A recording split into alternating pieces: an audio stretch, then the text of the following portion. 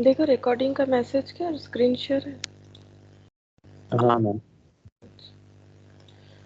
अच्छा, हम लोग यहाँ पर कंप्लीट कर चुके थे कि टाइप्स ऑफ, ये यहाँ तक कंप्लीट हो गया था। प्लांट लेआउट का प्रिंसिपल्स क्या होता है, इसके अलावा मैंने ये इंडस्ट्री, जो टाइप्स ऑफ इंडस्ट्री था वो थोड़ा सा बताया था। ये last principle of minimum investment, यहाँ तक हम लोगों ने कंप्लीट किया था। प्रिंसिपल ऑफ मिनिमम इन्वेस्टमेंट जो कि आ रहा था अंडर प्लांट लेआउट प्रिंसिपल। अब हम लोग पढ़ेंगे टाइप्स ऑफ लेआउट। ठीक है, कितने तरह का लेआउट होता है, तो हम इसका एक आउटलाइन लिख देते हैं क्योंकि काफ़ी बड़ा है ये लेआउट। ठीक है, बहुत ज़्यादा है, तो इसको हम पढ़ के बता देंगे क्या क्या पॉइंट हमें याद रखना है, नोट डाउन करवा देंगे। पहले इसको जीस्ट में थोड़ा सा लिखवा देते हैं कि अगर पूछ ले कि प्रोसेस लेआउट क्या है तो हम लोग किस तरह से याद रख सकते हैं।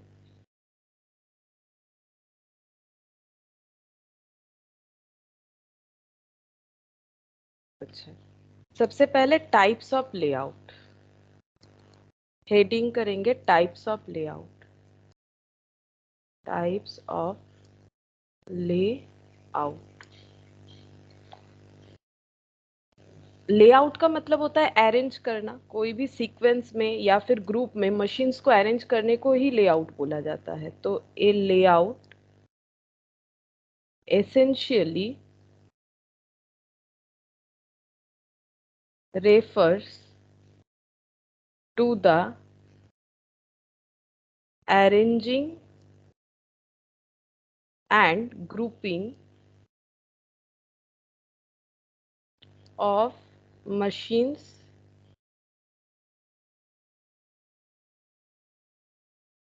which are meant to produce goods। Layout essentially, layout का मतलब ये होता है कि हम लोग किस तरह से मशीन्स को या फिर मशीन्स को किस तरह से अरेंज या ग्रुप में ग्रुपिंग करते हैं, मतलब किस तरह से अरेंज करते हैं या फिर ग्रुपिंग करते हैं ताकि हम लोग बेहतरीन तरीके से गुड्स जो है वो प्रोड्यूस कर पाए, इसी को बोला जाता है लेआउट। अब ये कितने तरह से हम लोग अरेंज या ग्रुपिंग कर सकते हैं, उसका कितना टाइप्स है वही पढ़ना है हम लोग को। ग्रुपिंग, फिर नेक्स्ट लिखेंगे, ये एक पॉइंट हो गया। टाइप्स ऑफ लेआउट अगर पूछे तो इस तरह से हम लोग स्टार्ट कर सकते हैं। ग्रुपिंग इज डन, ये ग्रुपिंग या अरेंजिंग जो किया जाएगा उसमें क्या क्या फैक्टर्स को ध्यान में रखा जाएगा। पहला बात है कि ये डिफरेंट लाइन पे ग्रुप कर सकते हैं, डिफरेंट लाइंस, अलग अलग तरीके के ऊपर डिपेंड करेगा। The choice of particular, the choice of particular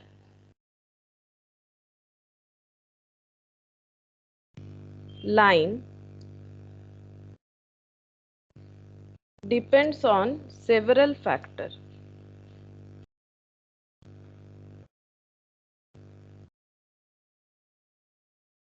The methods of grouping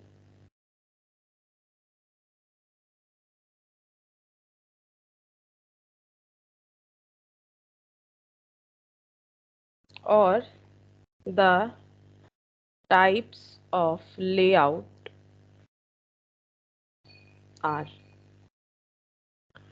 तो grouping is done on different line, अलग अलग तरीके से हम लोग ग्रुपिंग या अरेंजिंग कर सकते हैं मशीन का। इसका चॉइस जो है पर्टिकुलरली डिपेंड करता है कुछ अलग अलग फैक्टर पे। ठीक है, उसके हिसाब से ही कुछ मेथड्स बनाए गए हैं। जैसे कि पहला मेथड्स का नाम है, पहला मेथड है प्रोसेस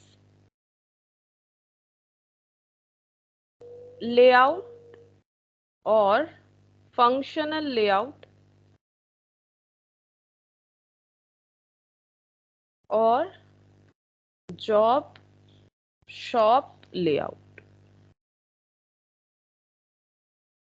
सेकंड है प्रोडक्ट लेआउट और लाइन लेआउट, प्रोडक्ट लेआउट और लाइन लेआउट।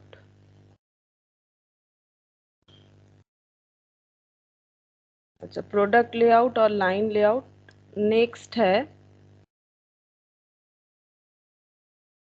एक सेकेंड, इसके बाद का नाम क्या है, प्रोडक्ट लेआउट और लाइन लेआउट, प्रोडक्ट लेआउट और लाइन लेआउट और फ्लो लाइन लेआउट भी बोलते हैं, और flow line layout.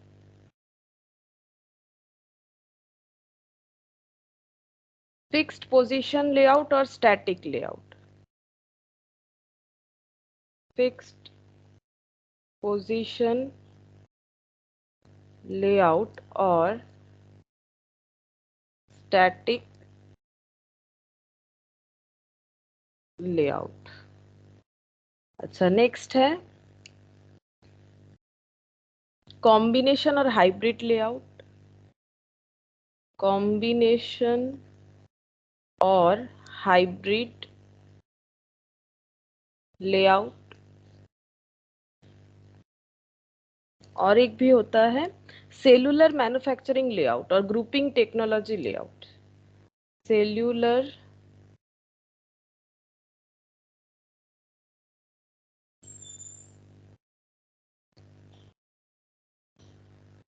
Manufacturing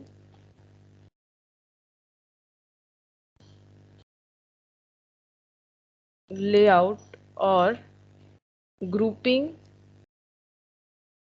group technology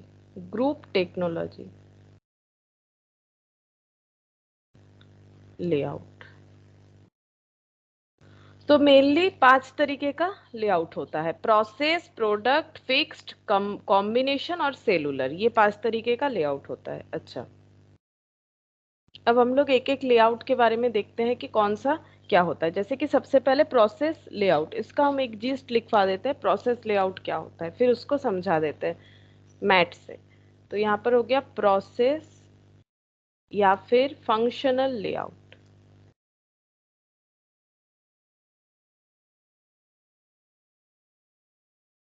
तो लेआउट का अलग अलग फैक्टर्स होता है। जैसे कि मैंने कहा, फैक्टर्स क्या होता है, मेनली ये फैक्टर्स रहता है कि हमारे जो मतलब 4 एम्स है। 4 एम्स का मतलब क्या था, 4 एम्स का मतलब ये देखो, मैन, ये लास्ट दिन मैंने लिखवाया भी था, मैन होता है, मेटेरियल होता है, ठीक है।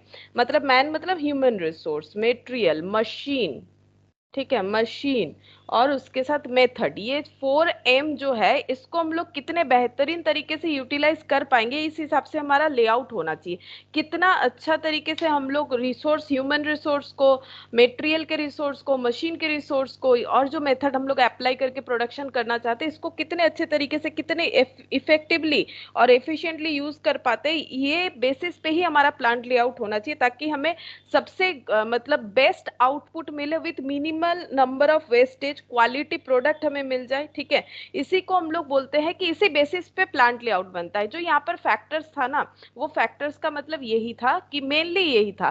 और भी बहुत सारे फैक्टर्स हो सकते हैं, यहाँ पर था सेवरल फैक्टर्स। सेवरल फैक्टर्स में ये एक लिख सकते हो साइड में, अगर जगह है तो यहाँ पर लिख लो, याद रह जाएगा। 4 एम्स यानी कि मैन, मेटेरियल और मशीन और मेथड, ये चारों चीजों को हम लोग कितने अच्छे तरीके से यूटिलाइज कर रहे हैं कि ताकि हमें मिनिमल वेस्टेज में बेस्ट क्वालिटी का प्रोडक्ट जो है एज ए आउटपुट मिल जाए, ठीक है। तो ये यही हमारा प्लांट लेआउट का मेन जो है ऑब्जेक्टिव होता है। और इसी सारे फैक्टर्स पे प्लांट लेआउट कैसा बनेगा वो डिसाइड होता है। अब ये जो प्रोसेस या फंक्शनल लेआउट है वो कैसा होता है, देखो वो कुछ इस तरह से होता है। मैं यहाँ पर छोटा सा ड्रॉ करके ये समझा देते हैं। ये मान लो 4 डिपार्टमेंट बना हुआ है, ठीक है, 4 डिपार्टमेंट बना हुआ है। यहाँ पर मान लो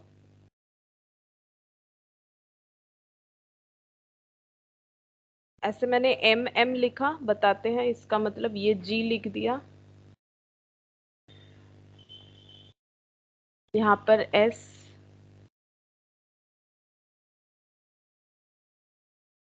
L।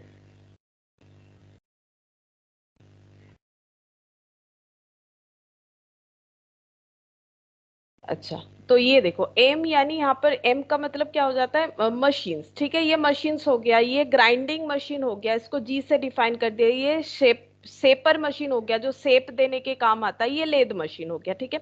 तो यहाँ पर क्या होता है कि एक ही डिपार्टमेंट में अलग मतलब बहुत सारा सिमिलर टाइप का मशीन रहता है, ठीक है, एक ही डिपार्टमेंट में।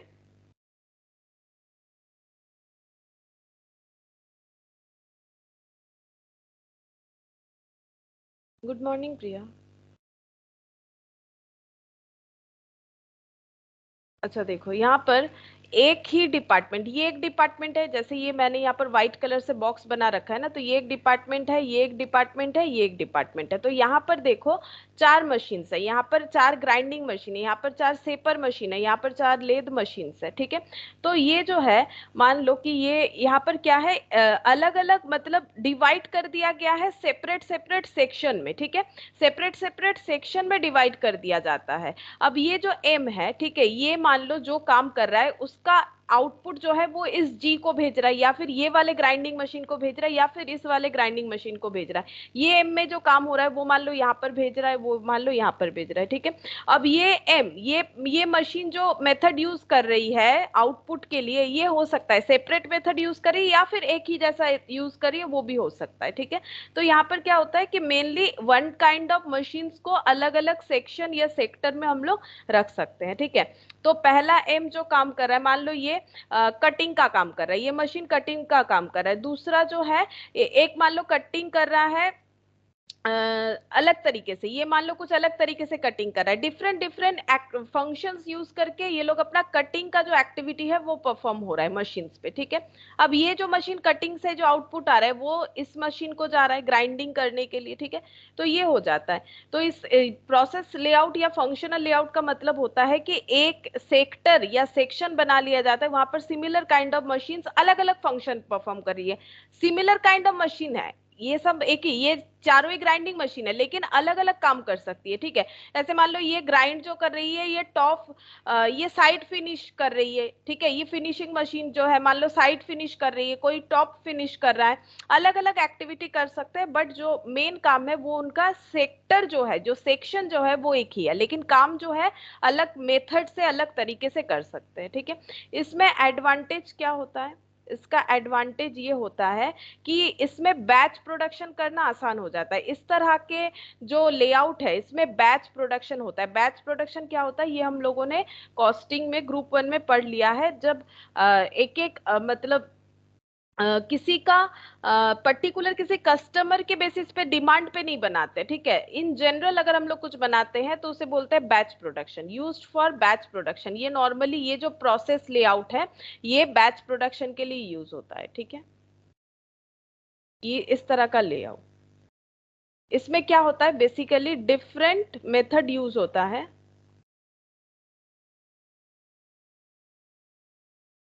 यूज्ड इन सेम टाइम, एक ही टाइम में अलग अलग मेथड यूज किया जा सकता है। जैसे ये G1 मान लो, G1 G2 G3 G4, G1 जो मेथड यूज करके ग्राइंड कर रहा है, G4 अलग मेथड यूज करके कर रहा है, या फिर सभी अलग अलग मेथड यूज करके कर रहे हैं, ऐसा हो सकता है। डिसएडवांटेज क्या है, क्योंकि एक साथ बहुत सारा मशीन का यूटिलाइजेशन करना पड़ता है, बहुत सारा मशीन लगाना पड़ता है, इसीलिए इसका इनिशियल कॉस्ट जो है वो बहुत ज्यादा होता है।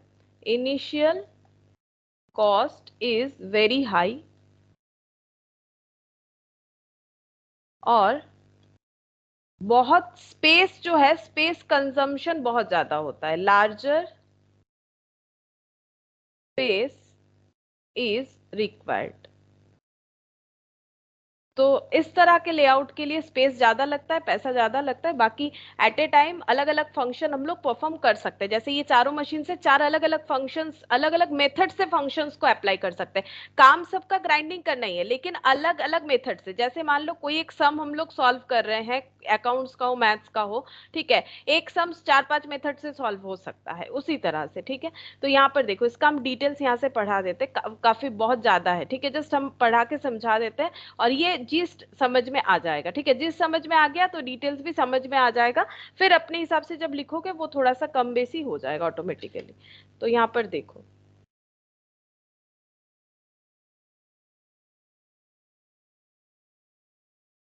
क्या बोला है, देखो also called process layout, also called functional layout, जो पहले ही मैंने बता दिया। Layout for job lot manufacture, lot manufacture है ना, यानी कि बैच, इसीलिए इसको बैच प्रोडक्शन लेआउट भी बोला जाता है क्योंकि ये बैच प्रोडक्शन के लिए सबसे ज्यादा इफेक्टिव होता है। The process layout, the process layout involves A grouping together of similar machines. एक तरह के मशीन्स को एक ग्रुप में रखा जाता है, जो मैंने पहले ही बोला, एक तरह के मशीन्स को एक एक ग्रुप या सेक्शन बोलो या फिर सेगमेंट बोलो, उसमें रखा जाता है इन वन डिपार्टमेंट। एक डिपार्टमेंट में एक ही तरह का, जैसे इसको डिपार्टमेंट 1 दे देते, डिपार्टमेंट 2 दे देते, डिपार्टमेंट 3, डिपार्टमेंट 4, ठीक है। अलग अलग डिपार्टमेंट में, एक डिपार्टमेंट में एक ही तरह का सिमिलर टाइप ऑफ मशीन, दूसरे डिपार्टमेंट में और अलग तरह का मशीन, ठीक है। For example machine performing drilling operation, जैसे इन्होंने यहाँ पर बुक में जो यहाँ पर ड्रॉ किया है उसके हिसाब से इन्होंने एग्जाम्पल सेट किया है। ये देखो यहाँ पर, ये देखो यहाँ पर क्या बनाया है, milling machine, drilling machine, grinding machine, इस तरह से क्या हुआ है। ये देखो milling machines, drilling machines, grinding machines, ये जो पांच है ये पांचों का पांचों मिलिंग मशीन है, ठीक है, जो मैंने एम नाम दिया था। ये देखो ये जो नाइन मशीन्स है ये सब ड्रिलिंग मशीन्स है, ये जो पांच मशीन्स है यहाँ पर ग्राइंडिंग, तो ये एक सेक्शन में, ये एक सेक्शन है, ये एक सेक्शन या डिपार्टमेंट है। ये कटिंग मशीन है 3, यहाँ पर टर्निंग मशीन है 9, यहाँ पर गियर कटिंग मशीन है, ठीक है, एक ही है, और यहाँ पर प्लेटिंग मशीन है 2 है। अलग अलग मशीन्स का नाम दिया हुआ है, जो भी मैन्युफैक्चरिंग में हर तरह का मशीन्स का यूज होता है। तो एक एक सेगमेंट में या डिपार्टमेंट में एक ही टाइप का मशीन्स को रखा गया है। फिर यहाँ पर पढ़ के देखते हैं, देखो जैसे ये एग्जाम्पल इन्होंने बना रखा है। For example machines performing drilling, ठीक है, ये drilling operation are installed in the drilling department. इस डिपार्टमेंट का नाम ये लोग दे सकता है ड्रिलिंग डिपार्टमेंट, जैसे मैंने डिपार्टमेंट 1 2 3 4 दिया है। मशीन्स परफॉर्मिंग टर्निंग ऑपरेशंस, मतलब ये, ठीक है, are grouped in the turning department, तो इस डिपार्टमेंट का नाम दे सकते हैं turning department, and so on. इस तरह से चलता है। In this way there would be an electroplating department, painting, इस तरह से बहुत सारा डिपार्टमेंट हम लोग बना सकते हैं। इलेक्ट्रोप्लेटिंग डिपार्टमेंट बना सकते हैं जहां पर इस तरह का मशीन्स रखा जाएगा। पेंटिंग डिपार्टमेंट बना सकते हैं जहां पर पेंट करने के लिए मशीन्स को रखा जाएगा। Machines department and the like where similar machines और equipment are installed in the plant which follow the process layout. तो इसको ही प्रोसेस लेआउट बोलते हैं, जब हम लोग सिमिलर काइंड ऑफ प्रोसेस को एग्जीक्यूट करने के लिए एक डिपार्टमेंट ही बना लेते हैं और वहां पर उस तरह का मशीन्स को इंस्टॉल्ड कर देते हैं। The process arrangement is signified by the grouping together of like machines. Like machines मतलब एक ही तरह का machines को ग्रुप बना के एक जगह पे रखना है, based upon their operational characteristics। जैसे मिलिंग मशीन्स जो है वो सब इसी, और भी अगर मिलिंग मशीन खरीदा जाएगा तो यहाँ पर ही लगेगा, इसी डिपार्टमेंट में लगेगा। For example centre lathe will be arranged in one department, turret lathe in second department and milling machine in a third department. अगर 3 डिपार्टमेंट बना लेते हैं हम लोग 3 अलग अलग काइंड ऑफ मशीन्स को रखने के लिए, जैसे कि सेंटर लेथ एक डिपार्टमेंट में रहेगा, टरेट लेथ, ये सब अलग अलग मशीन्स है, इनका सबका अलग अलग काम होता है। ये जो दे रखा है ना टरेट लेथ, सेंटर लेथ, ठीक है, और ये यहाँ पर दे रखा है मिलिंग मशीन्स, मिलिंग मशीन्स को थर्ड डिपार्टमेंट में रख देंगे। तो ये सब मशीन्स का नाम दिया हुआ है जो कि प्रोडक्शन में काम होता है।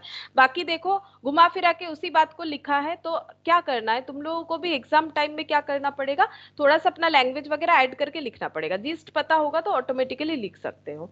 अच्छा, फिर यहाँ पर देखो क्या बोला है, एक quantity of raw material is issued to a machine which performs the first operation. पहले क्या किया जाएगा, जैसे यहाँ पर ये मान लो मिलिंग मशीन है M4, तो यहाँ पर मिलिंग मशीन का जो रॉ मटेरियल रिक्वायरमेंट होता है फंक्शन परफॉर्म करने के लिए, वो यहाँ पर आ जाएगा। जब ये अपना आउटपुट देगा, मतलब जब इसका प्रोसेस खत्म हो जाएगा मिलिंग मशीन का, तब वो ग्राइंडिंग में सेंड करेगा। तो कोई भी मतलब ये जिसका एक्सेप्टेबल होगा, मान लो ये मशीन इसी में एक्सेप्टेबल है, इसका जो आउटपुट है इसी में एक्सेप्टेबल है, तो यहाँ पर जाएगा।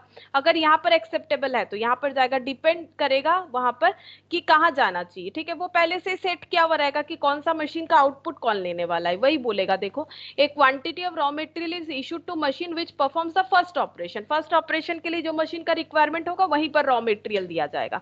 The machine may be situated anywhere in the factory, factory में कहीं भी वो मशीन रखा हुआ हो सकता है।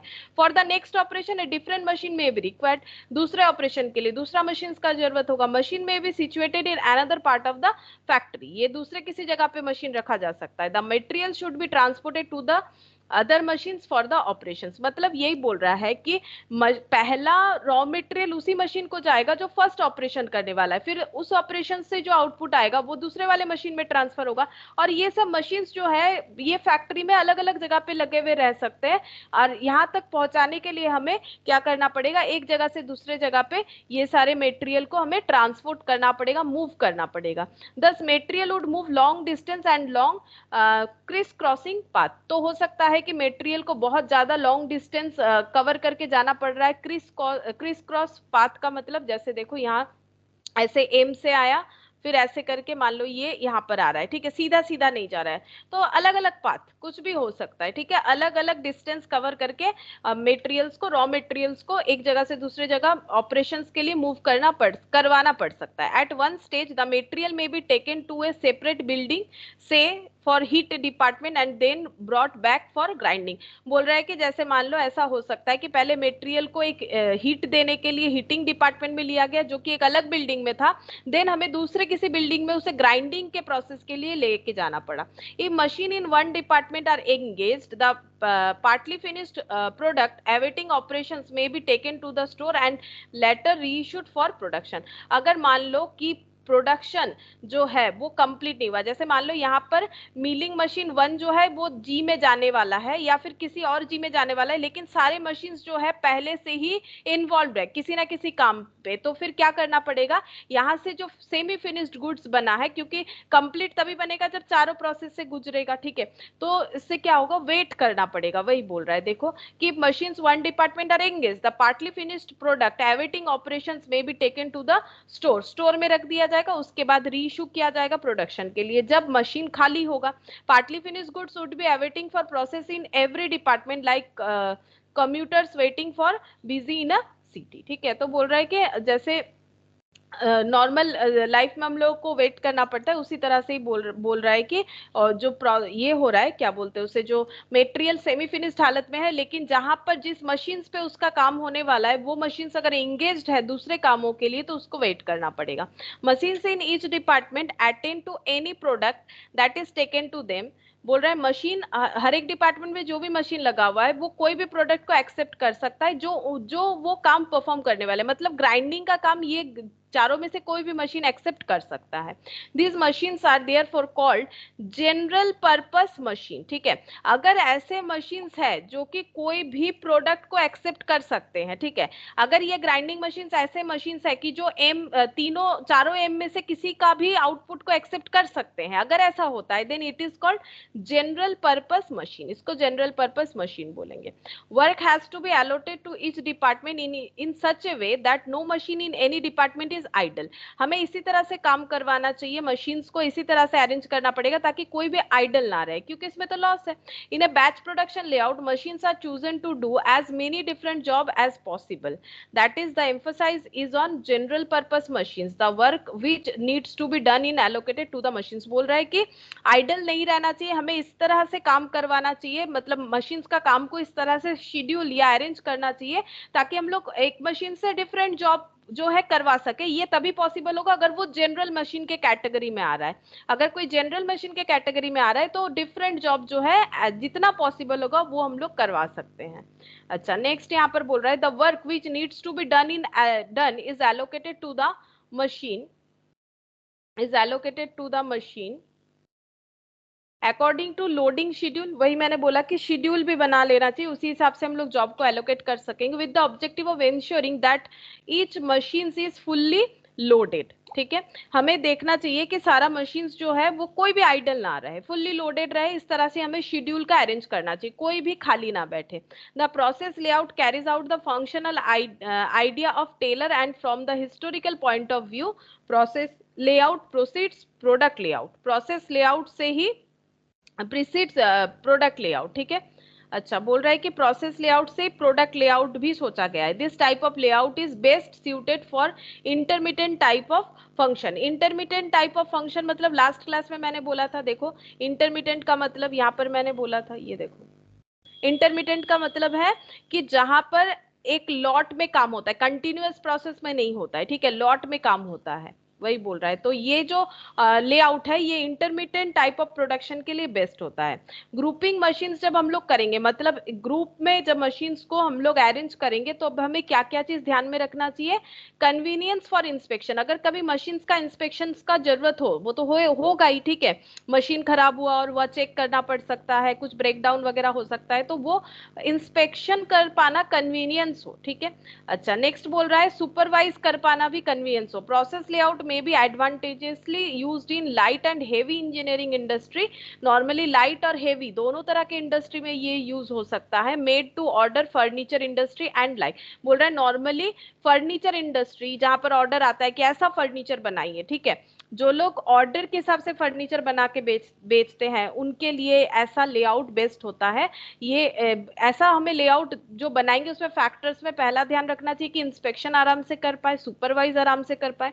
फिर क्या बोल रहे हैं, the distance between departments need to be as short as possible. मतलब ये देखो डिपार्टमेंट, मतलब ये डिपार्टमेंट 1 से डिपार्टमेंट 2 का जो डिस्टेंस है वो जितना कम हो उतना अच्छा है, क्योंकि मिनिमम ट्रैवल जो है प्रेफर किया जाता है।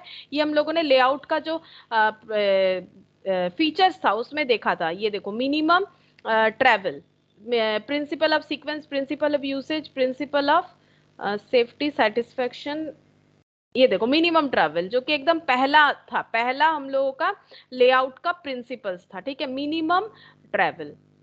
अच्छा, फिर क्या बोला है, the distance between department needs to be short as possible with a view to avoiding long distance movement of material, ताकि मटेरियल को ज्यादा लॉन्ग डिस्टेंस में हमें मूव करवाना ना पड़े, ये इससे हमारा लॉस ही होगा।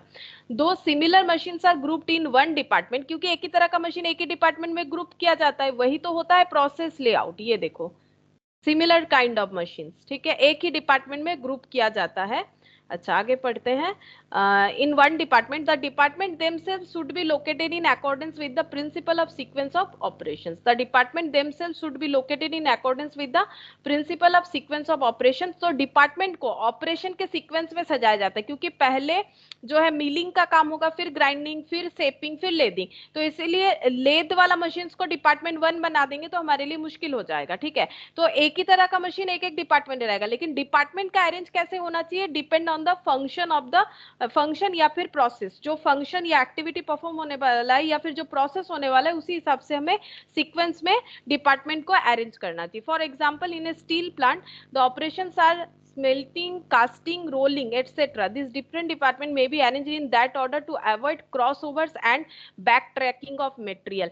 मतलब अगर हम लोग मान लो पहले सेपिंग मशीन लगा ली उसके बाद मिलिंग, लेकिन काम तो पहले मिलिंग का होगा उसके बाद ग्राइंडिंग का होगा, तो हमें क्या करना पड़ेगा, अगर ये पहले लगा हुआ है तो फिर यहाँ पर बैक में आना पड़ेगा। मतलब अगर ये फर्स्ट है जबकि मुझे काम करवाना है सबसे पहले ग्राइंडिंग का, और ग्राइंडिंग मैंने यहाँ स्टेब्लिश कर दिया, तो मुझे बैक में आना पड़ेगा, फिर यहाँ से वापस जाना पड़ेगा, मतलब उल्टा, ठीक है, उल्टा हो जाएगा, जो कि नहीं होना चाहिए। तो पहले जो है हमें पहले वही वाला लगाना चाहिए जो पहला फंक्शन एक्टिविटी हमारे फिनिश्ड गुड्स के लिए नेसेसरी है। जैसे कि ये देखो यहाँ पर स्टील डिपार्टमेंट में कास्टिंग और उसके बाद ही रोलिंग लगाना चाहिए, कास्टिंग होने के बाद रोलिंग का काम होगा, लेकिन पहला अगर रोलिंग डिपार्टमेंट लगा देगा तो फिर वो क्या करना पड़ेगा, इनको बैक ट्रैकिंग ऑफ मटेरियल करना पड़ेगा, मटेरियल को बैक में ले जाना पड़ेगा जो डिपार्टमेंट में उसका काम होगा। Crossovers and back lacking of department, ये बैक ट्रैकिंग ऑफ डिपार्टमेंट ये नहीं होना चाहिए, ठीक है। Back tracking of material, sorry, हमें क्या करना पड़ेगा, क्रॉसओवर्स और बैक ट्रैकिंग ऑफ मटेरियल को अवॉइड करना पड़ेगा। इस तरह से हमें अपना लेआउट को अरेंज करना चाहिए, ठीक है। तो यहाँ पर बहुत सारा पॉइंट है, तो ये पॉइंट एक बार, ये जो है ये पॉइंट को शॉर्टकट में लिख सकते हो यहाँ से यहाँ तक, convenience for inspection, convenience for supervision, और ये पूरा लिख सकते हो। डिस्टेंस जितना मिनिमम हो उतना अच्छा, ठीक है। सिमिलर मशीन्स को ग्रुप करना चाहिए एक ही डिपार्टमेंट में, इसका ये एग्जाम्पल इसके बाद ये लिख सकते हो, जैसे जैसे मैंने यहाँ पर दाग दिया वैसे तुम लोग अपने बुक में जो है मार्क कर लो, तो कितना पढ़ना पड़ेगा समझ में आ जाएगा। अच्छा, फिर देखो प्रोडक्ट लेआउट, नेक्स्ट हम लोग पढ़ेंगे प्रोडक्ट लेआउट क्या होता है। इसका भी हम शॉर्टकट पहले बताते हैं फिर यहां से समझा देंगे प्रोडक्ट लेआउट।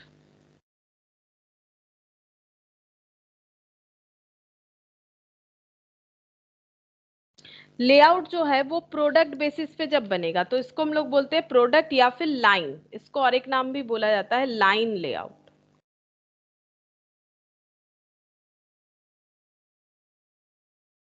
जैसे ये पहले मिलिंग मशीन लग गया, उसके बाद ग्राइंडिंग मशीन लगा दिए, उसके बाद शेपिंग मशीन लग गया, उसके बाद लेदिंग मशीन लग गया और आउटपुट आ जाएगा। ठीक है, यहाँ से इनपुट दिया जाएगा और यहाँ पर आउटपुट हो जाएगा, यहाँ से आउटपुट आ जाएगा। ठीक है, तो ये जो है ये प्रोडक्ट लेआउट में क्या होता है, जो प्रोडक्ट हमें चाहिए एज ए फिनिश गुड्स, हम लोग क्या करते हैं, रॉ मटेरियल को फर्स्ट मशीन में देते हैं, फिर उसके बाद जो भी प्रोसेस होता है सेकेंड थर्ड फोर्थ, इस तरह से अलग अलग मशीन्स के थ्रू से पास होके वो आउटपुट या फिर फिनिश गुड्स हमें मिल जाएगा। ठीक है, अच्छा, मशीन्स को हम लोग एक सीक्वेंस में, एक स्ट्रेट लाइन सीक्वेंस में लगा सकते हैं। मशीन्स को कैसे लगा रहे हैं, एक स्ट्रेट लाइन सीक्वेंस में लगा रहे हैं। ठीक है, जैसे मिलिंग में हम लोग क्या कर सकते हैं, मान लो एक्सेस मटेरियल को रिमूव कर रहे हैं। ठीक है, और मान लो ग्राइंडिंग में हम लोग क्या कर रहे हैं, कोई भी पार्ट जो है उसको फिनिश करना है तो ग्राइंडिंग में फिनिश कर रहे हैं। ठीक है, शेपर मशीन जो है वहां पर शेप का काम कर रहे हैं, शेप दे रहा है। ठीक है, प्रोडक्ट का। अगर कुछ लेद का काम है, लेद मशीन से हम लोग क्या कर रहे हैं, लेद मशीन में जैसे फेसिंग टर्निंग का काम हो सकता है, ये सब काम होके आउटपुट आ जाएगा। ठीक है, डिपेंड कर रहा है क्या प्रोडक्ट हम लोग प्रोड्यूस कर रहे हैं। इसका एडवांटेज क्या है, इसका एडवांटेज है यहाँ पर मास प्रोडक्शन अगर हमें करना है किसी भी एक ही तरह का प्रोडक्ट का, तो वो हम लोग इजीली कर सकते हैं, मास प्रोडक्शन। ठीक है, और ये जो है कंटिन्यूअसली होगा, कंटिन्यूटी ऑपरेशंस के लिए ज्यादा अच्छा है। जैसे लास्ट क्लास में हम लोगों ने पढ़ा था ना, इंटरमीडिएट और ये देखो इंटरमीडिएट और कंटिन्यूअस, तो ये कंटिन्यूअस के लिए अच्छा है। जैसे कि हम लोगों ने यहाँ पर देखा, ये इंटरमीडिएट के लिए अच्छा है जो प्रोसेस लेआउट है, और ये जो है ये कंटिन्यूटी प्रोसेस के लिए अच्छा है, कंटिन्यूटी इन प्रोडक्शन, इसमें प्रोडक्शन का कंटिन्यूटी रहता है, ये एक इसका एडवांटेज है। और डिसएडवांटेज क्या है कि अगर कोई भी मशीन मिडिल से ब्रेक डाउन हो जाता है तो पूरा प्रोडक्शन का सीक्वेंस ही खराब, मतलब पूरा प्रोडक्शन बंद। एक मशीन खराब हुआ कि नहीं, पूरा प्रोडक्शन ही बंद हो जाएगा, चाहे वो मिलिंग हो, ग्राइंडिंग हो, शेपर हो या लेथ हो। ठीक है, तो यहाँ पर डिसएडवांटेज क्या है, फॉल्ट अगर कोई भी एक मशीन में होता है, fault in any machine disturb all the layout, सारा का सारा लेआउट जो है वो ब्रेक डाउन हो जाएगा अगर एक भी मशीन जो है वो खराब हो जाता है तो। अब देखो इसके बारे में डिटेल्स में यहाँ दिया हुआ है, हम पॉइंट कर देंगे जो जो हमें मेनली पढ़ना है, तुम लोग उसको कॉपी में लिख लेना। प्रोडक्ट लेआउट, देखो प्रोडक्ट लेआउट में क्या होता है, इसको बोला जाता है स्ट्रेट लाइन लेआउट और लेआउट फॉर सीरियलाइज्ड मैन्युफैक्चरिंग, इसीलिए मैंने बोला कि सीक्वेंस में या सीरियली मशीन्स को लगाया जाता है। ठीक है, अच्छा फिर क्या बोल रहा है, the product layout involves the arrangement of machines in one line depending upon the sequence of the operations. कैसा ऑपरेशंस होगा, जैसे सबसे पहले मिलिंग, फिर ग्राइंडिंग, फिर शेपर मशीन से शेपिंग, फिर लेदिंग, तो ये इस तरह से ही सीक्वेंस में हम लोग लगा देंगे मशीन्स को। ठीक है, तो वही बोल रहा है कि सीक्वेंस ऑफ ऑपरेशंस के ऊपर डिपेंड करके मशीन्स को लगाया जाएगा, तो ये सारा पॉइंट हमें बोलना चाहिए। Material is feed into the first machine, और मतलब इनपुट जो है पहले मशीन्स पे दिया जाएगा जो कि इसका फंक्शन होता है, पहला function, and finish product come out the last machine, जो लास्ट मशीन लगा हुआ है वहां से फिनिश गुड्स मिल जाएगा। मैंने ड्रॉ भी बिल्कुल इसी तरह से ही किया है, देखो यहाँ पर इनपुट और यहाँ पर आउटपुट यानी कि फिनिश गुड्स। ठीक है, ये तो इजीली याद रह जाएगा। In between partly finished goods moves from one machine to another machine, मतलब जैसे प्रोसेस कॉस्टिंग में पढ़े थे, ये यहाँ पर जो है इसका जो इनपुट आउटपुट आएगा मिलिंग का, वो ग्राइंडिंग का इनपुट हो जाएगा। ठीक है, ग्राइंडिंग का जो आउटपुट आएगा वो शेपर का इनपुट हो जाएगा, शेपर का जो आउटपुट आएगा वो लेथ का इनपुट हो जाएगा, लेथ का जो आउटपुट आएगा वो फिनिश गुड्स, क्योंकि यहाँ पर 4 ही प्रोसेस हो रहा है। ठीक है, कुछ और भी हो सकता है।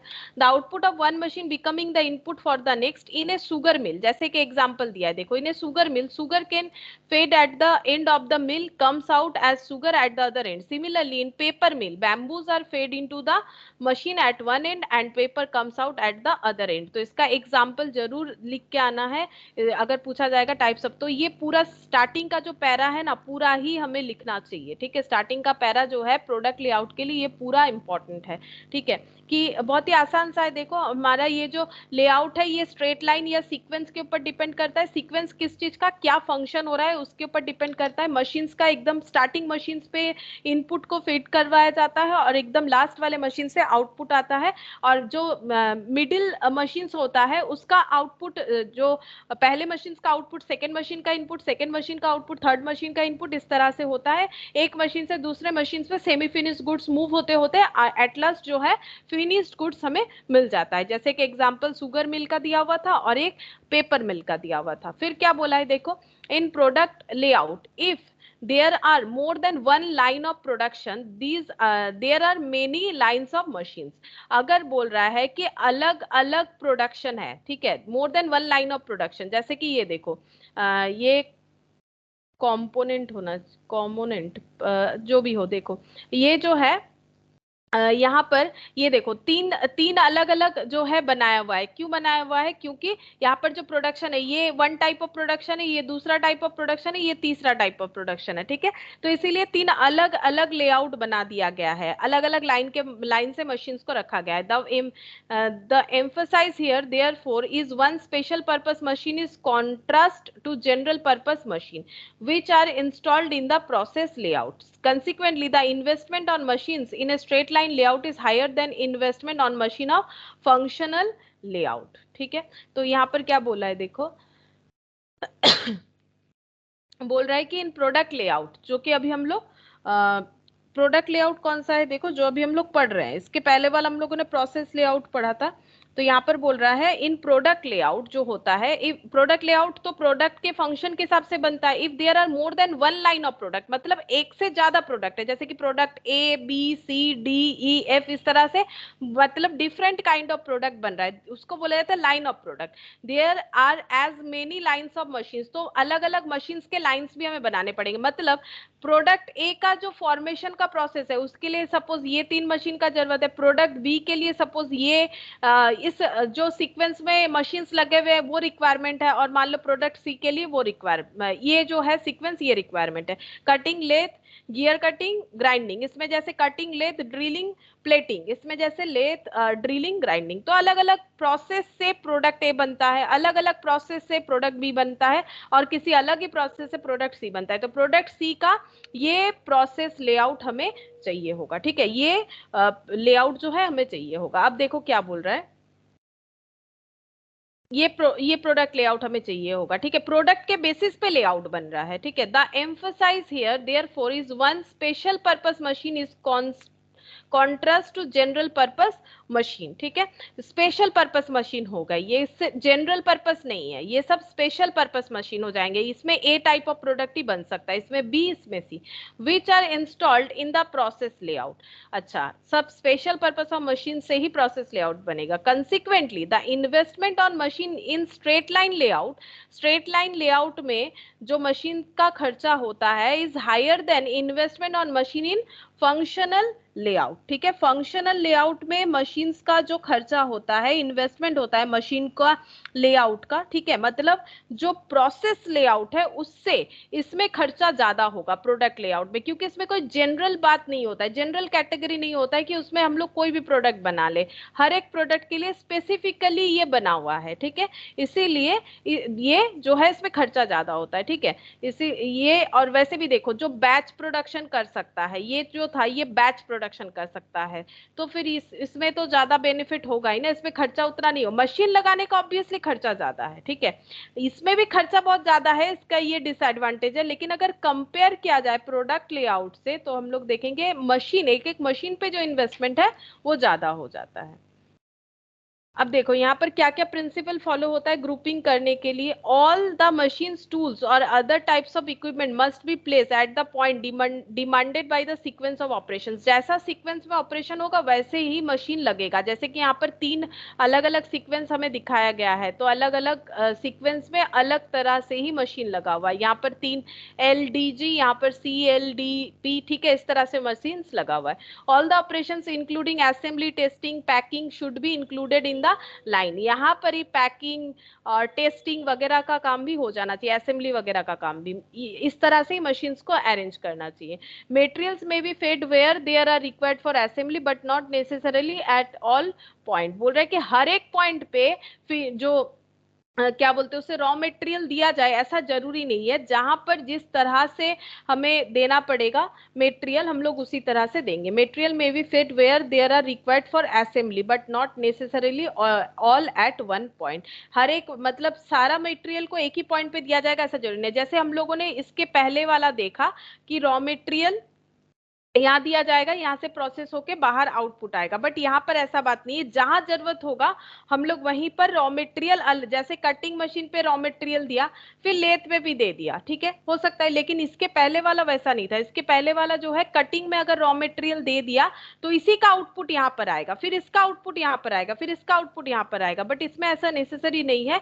अलग अलग जगह पे हम लोग अगर जरूरत हो तो रॉ मटेरियल जो है एज ए इनपुट दे सकते हैं, मिडिल में भी एज ए इनपुट दे सकते हैं। हमेशा दूसरे का आउटपुट ही तीसरे का इनपुट होगा ऐसा जरूरी नहीं है। There should be no points where one line crosses another line. कोई एक लाइन दूसरे लाइन को क्रॉस करके नहीं जा सकता है। जैसे कटिंग से गियर कटिंग में चले गए, ऐसा नहीं हो सकता है। सीक्वेंस को फॉलो करते हुए ही जाना है। The product layout may be advantageously followed in plant manufacturing standardized product on a mass scale such as chemical, paper, sugar, rubber, refinery and cement industry। तो ये सारी इंडस्ट्री, ये एग्जांपल्स जरूरी है क्योंकि एमसीक्यू में आ सकता है कि chemical, paper, sugar, rubber, refinery और केमिकल इंडस्ट्री में ये मेथड जो है फॉलो होता है, ठीक है। अच्छा, अब नेक्स्ट हम लोग पढ़ेंगे फिक्स्ड पोजीशन लेआउट।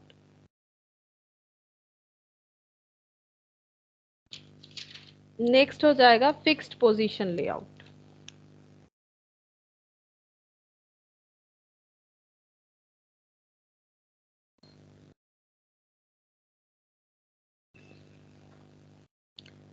तो फिक्स्ड पोजीशन लेआउट देखो क्या है।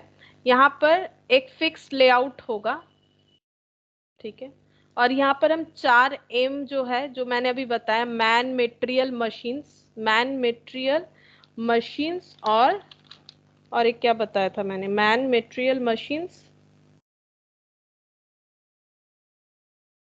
और मेथड, ठीक है। और मेथड 4 मैंने एम्स बताए थे, 4 एम्स, ठीक है।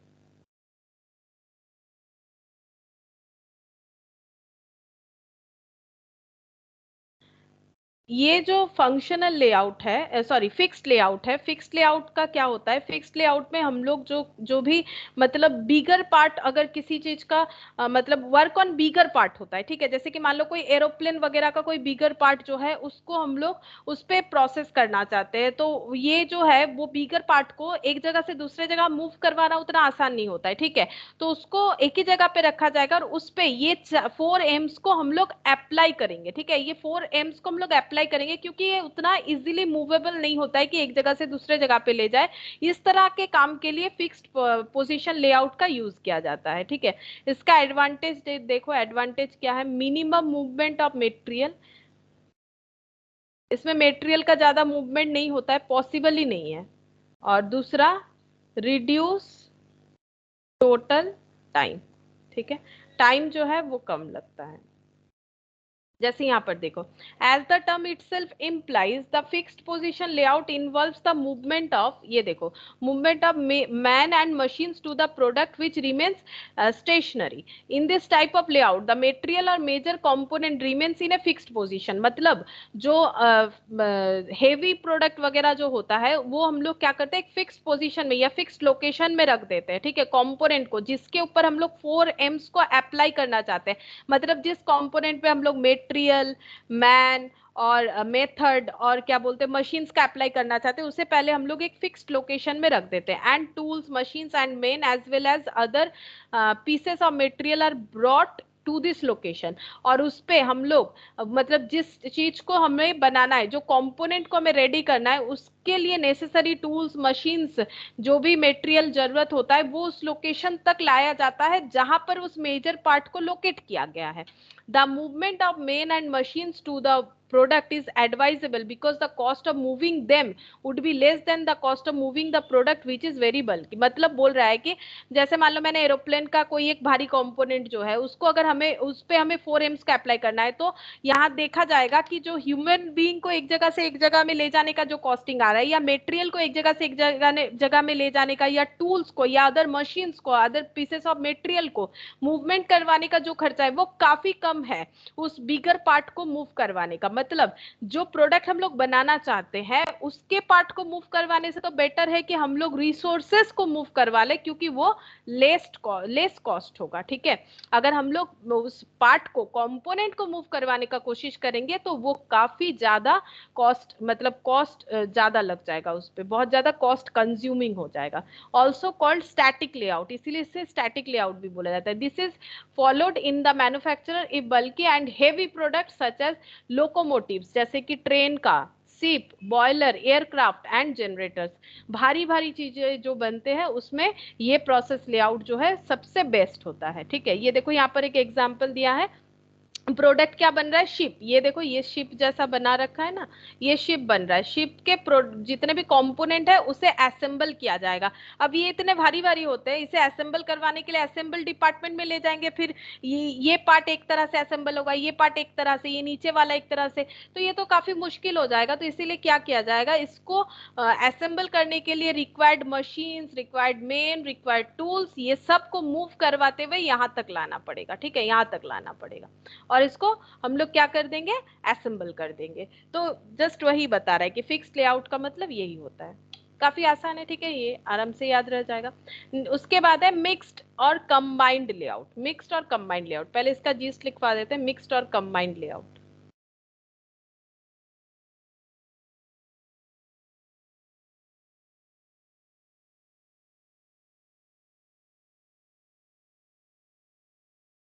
मिक्स्ड और कंबाइंड किस चीज का मिक्स्ड और कंबाइंड है, प्रोसेस और जो प्रोसेस था और प्रोडक्ट था। ठीक है, इन दोनों का जो लेआउट का कॉम्बिनेशन है उसे हम लोग बोलते हैं combined layout, product plus process.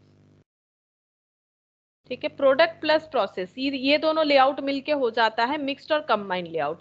Product layout और प्रोसेस लेआउट। प्रोसेस लेआउट ये देखो, जैसे हम यहाँ पर कंबाइन करके दिखा रहे हैं, ये मान लो दो मिलिंग मशीन्स है। ठीक है, दो मिलिंग मशीन्स अगर एक जगह लगा हुआ है, एक जगह पे दो मिलिंग मशीन लगा हुआ है, तो ये कौन सा लेआउट हो जाएगा, एक जगह पे अगर दो मिलिंग मशीन लगा हुआ है, जैसे ये देखो एक जगह पे अगर 4 मिलिंग मशीन लगा हुआ है, तो ये फंक्शनल या प्रोसेस लेआउट हो गया। ठीक है, तो ये प्रोसेस लेआउट हो गया। अब यहां से आउटपुट आ रहा है इसमें, अब इसके आउटपुट को ये मशीन एल ले रहा है, अब मशीन एल के आउटपुट को मशीन जी ले रहा है। ठीक है, अब मशीन जी के आउटपुट को दो मशीन ले रहा है, एक हो गया ये डी, ठीक है, ये डी ड्रिलिंग मशीन मान लो। ठीक है, और यहाँ पर हो गया एस, ये हो गया आउटपुट। ठीक है, तो यहाँ पर इनपुट जा रहा है। ठीक है, यहाँ से इनपुट जा रहा है। तो अगर हम लोग ध्यान से देखें तो ये जो सीक्वेंस बना हुआ है ना, ये जो ऐसा सीक्वेंस बना हुआ है यहाँ पर और ये वाले पॉइंट पे, ये दोनों पॉइंट हमें कौन सा लेआउट का लेआउट बता रहा है, ये दोनों पॉइंट हमें प्रोसेस लेआउट समझा रहा है। देखो ये प्रोसेस लेआउट है। ठीक है,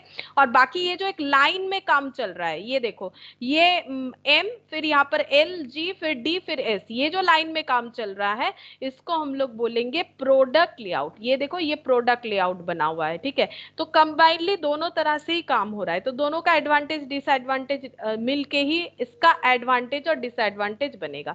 तो इसका एडवांटेज हो जाएगा variety of size, parts are easily produce, अलग अलग तरीके का साइज का पार्ट्स जो है इजीली हम लोग प्रोड्यूस कर सकते हैं। और ये इससे क्या होता है, टोटल प्रोडक्शन टाइम भी कम हो जाता है, रिड्यूस टोटल प्रोडक्शन टाइम। अब देखो यहाँ पर क्या बोला है मिक्स्ड लेआउट में, ये देखो इन्होंने मिक्स्ड लेआउट इसी तरह से बनाया है, जैसे कि ये देखो लेथ्स, ड्रिलिंग और ग्राइंडिंग, ठीक है। यहाँ पर ये जो है एक ही डिपार्टमेंट में जो अलग अलग मशीन्स लगे हुए हैं, एक ही डिपार्टमेंट में मतलब मोर देन वन मशीन्स जो similar kind of similar function perform करने वाले मशीन्स लगे हुए हैं, इससे बन जाता है हम लोगों का प्रोसेस लेआउट। और ये जो एक एक सीक्वेंस में बाहर आएगा आउटपुट ये सारे प्रोसेस के अंदर से, तो इसको हम लोग बोलेंगे product layout. The application of the principle of product layout और process layout in their strict meanings is difficult to come across. A combination of the product and process layout with an emphasis on either is noticed is most industrial establishment. बोल रहा है कि सिर्फ process layout सिर्फ और या फिर सिर्फ प्रोडक्ट लेआउट जो है इसका जो प्रिंसिपल है इसको अप्लाई करने का, मतलब कोई अगर चाहता है कि मेरे ऑर्गेनाइजेशन में सिर्फ प्रोसेस लेआउट हो या फिर कोई चाहता है कि मेरे ऑर्गेनाइजेशन में सिर्फ प्रोडक्ट लेआउट हो, तो वो उतना फ्रूटफुल नहीं होता है। सभी चाहते हैं कि कॉम्बिनेशन ऑफ प्रोडक्ट और प्रोसेस लेआउट हो। ये जो है मोस्ट ऑफ द इंडस्ट्री जो है ऐसा ही लेआउट एस्टेब्लिश करना चाहती है, यानी मिक्स्ड, ठीक है। Plants are never laid out in either pure form. It is possible to have both type of layout in an efficiently combined form if the product manufactured are somewhat similar and not complex. अगर similar kind of product हम लोग बनाना चाहते हैं, ज़्यादा complexity नहीं है हमारे production में, तो हम लोग ये दोनों का combination जो है use कर सकते हैं, that is product and process layout. इससे क्या होगा, हमें एफिशिएंटली हम लोग ज्यादा अच्छा मतलब गुड क्वालिटी प्रोडक्ट बहुत ही कम टाइम में प्रोड्यूस कर पाएंगे, ठीक है। ये बस इतना ही बोला है कि मिक्स्ड लेआउट और कंबाइंड लेआउट का डेफिनेशन। अच्छा, उसके बाद बोल रहा है लेआउट ऑफ सर्विस फैसिलिटी, ठीक है। लेआउट ऑफ सर्विस फैसिलिटी क्या है, ये जस्ट यहाँ से ही बता देता है। देखो, the fundamental difference between service facility and manufacturing facility layout is that many service facility exist to bring together customers and services. Service facility layout should provide for easy entrance to the facilities from freeways and busy thoroughfares, ठीक है। तो बोल रहा है कि fundamental difference क्या है service facility और मैन्युफैक्चरिंग फैसिलिटी लेआउट्स में। मतलब फैसिलिटी लेआउट्स तो हम लोगों ने पढ़ा है, तो हम लोग तो दो ही चीज बेच सकते हैं, या प्रोडक्ट बेच दो या सर्विस बेच लो। तो सर्विस का जो फैसिलिटी लेआउट है, अगर हम लोग सर्विस ओरिएंटेड काम कर रहे हैं, और मैन्युफैक्चरिंग का जो फैसिलिटी लेआउट है, मतलब जो लोग मैन्युफैक्चर कर रहा है, इज दैट मेनी, ये इसमें डिफरेंसेस है, ठीक है। कैसा डिफरेंस है, is that many service facilities exist to bring together customer and service. Service facility में क्या होता है कि हम लोग कस्टमर को भी मतलब कस्टमर और सर्विस दोनों चीज हमें एक साथ मेंटेन करना पड़ता है, ठीक है। हम लोग कस्टमर को जो सर्विस दे रहे हैं उसका फैसिलिटी भी हमें ध्यान में रखना पड़ेगा। Service facility layout should provide for easy entrance to this facilities from freeways. बोल रहा है कि हम लोग कस्टमर को जो फैसिलिटी प्रोवाइड करेंगे, मतलब जो सर्विस प्रोवाइड करेंगे, वो कस्टमर के लिए भी मतलब इजी हो, ठीक है। Facility layout should provide for easy entrance, large well organised and lighted parking areas and well designed walkways to and from parking areas are some of the requirement of service facility layout। जैसे मतलब क्या बोल रहा है, जैसे मान लो कोई parking area वगैरह है, ठीक है, वहां पर क्या हो रहा है, वहां पर कस्टमर को हम लोग सर्विस प्रोवाइड करते हैं। अगर कहीं पर पार्किंग एरिया है तो कोई भी अगर अपना गाड़ी पार्क कर रहा है, उसके बदले पेमेंट वगैरह कर रहा है, तो वो क्या होता है, कस्टमर को उसका क्या मिल रहा है, फैसिलिटीज मिल रहा है, सर्विस मिल रहा है, ठीक है। तो वो कैसा होना चाहिए, वो वेल डिजाइंड होना चाहिए, ठीक है। पार्किंग एरियाज जो है वेल डिजाइंड होना चाहिए, इजीली वॉकवेज होना चाहिए, ताकि इजीली गाड़ी को पार्क कर सके, फिर जब जरूरत होगा तो उसे निकाल सके, ठीक है। तो ये फैसिलिटीज जो है हमें फैसिलिटी लेआउट इस तरह से बनाना चाहिए अगर हम लोग सर्विस सेक्टर में है। Because of different degrees of customer contact, two types of service facility layouts, those that are almost totally designed around the customer receiving and servicing functions such as bank का भी जैसे है, bank का facility layout जो है वो भी उस तरह से हमें बनाना चाहिए। And those that are designed around the technologies processing and physical materials are production efficiency such as hospitals. तो हॉस्पिटल में भी जो है फैसिलिटी लेआउट जो है वो भी सर्विस सेक्टर से ही रिलेटेड होता है, तो उसका भी हमें जो डिजाइन है उस तरह से करना चाहिए ताकि लोगों को सही फैसिलिटीज जो है इजीली मिल पाए, ठीक है। तो ये हो गया layout of service facility. Other facilities with reference to plant layout, ठीक है। प्लांट लेआउट का क्या क्या बोल रहा है, देखो ये plant layout involves besides the grouping of machine, plant layout में हम लोग मशीन्स का ग्रुपिंग करते हैं जो मशीन्स यूज करने वाले हैं, and arrangement for other facilities as well, ठीक है। और दूसरे फैसिलिटीज को भी अरेंज करना पड़ता है, ऐसा नहीं कि सिर्फ मशीन्स का ग्रुपिंग कर दिया काम खत्म। Such facilities include receiving and shipping point, inspection, मतलब अदर फैसिलिटीज में क्या आता है, जैसे कि शिपिंग पॉइंट एक होना चाहिए, इंस्पेक्शन फैसिलिटीज होना चाहिए, एम्प्लॉइज फैसिलिटीज, स्टोरेज, ठीक है। Not all the facilities are required in every plant, सारा फैसिलिटी हर एक प्लांट पे जरूरत नहीं है, लेकिन जहां पर इंस्पेक्शन का जरूरत होगा हमें इंस्पेक्शन का लेआउट जो है बनाना चाहिए, ठीक है। जहां पर एम्प्लॉय फैसिलिटी रिक्वायर्ड है वहां पर बनाना पड़ेगा। The requirement depend on the nature of the product which is manufactured in a particular plant. तो मशीन को ग्रुपिंग के अलावा भी अलग अलग फैसिलिटीज को ध्यान में रखना पड़ता है, लेकिन वो अलग फैसिलिटीज क्या होगा वो डिपेंड करेगा कि हम लोग क्या मैन्युफैक्चर कर रहे हैं, किस तरह का प्रोडक्ट मैन्युफैक्चर कर रहे हैं उसके ऊपर, ठीक है। अच्छा, फिर नेक्स्ट हम लोग पढ़ेंगे importance of layout. Importance of layout,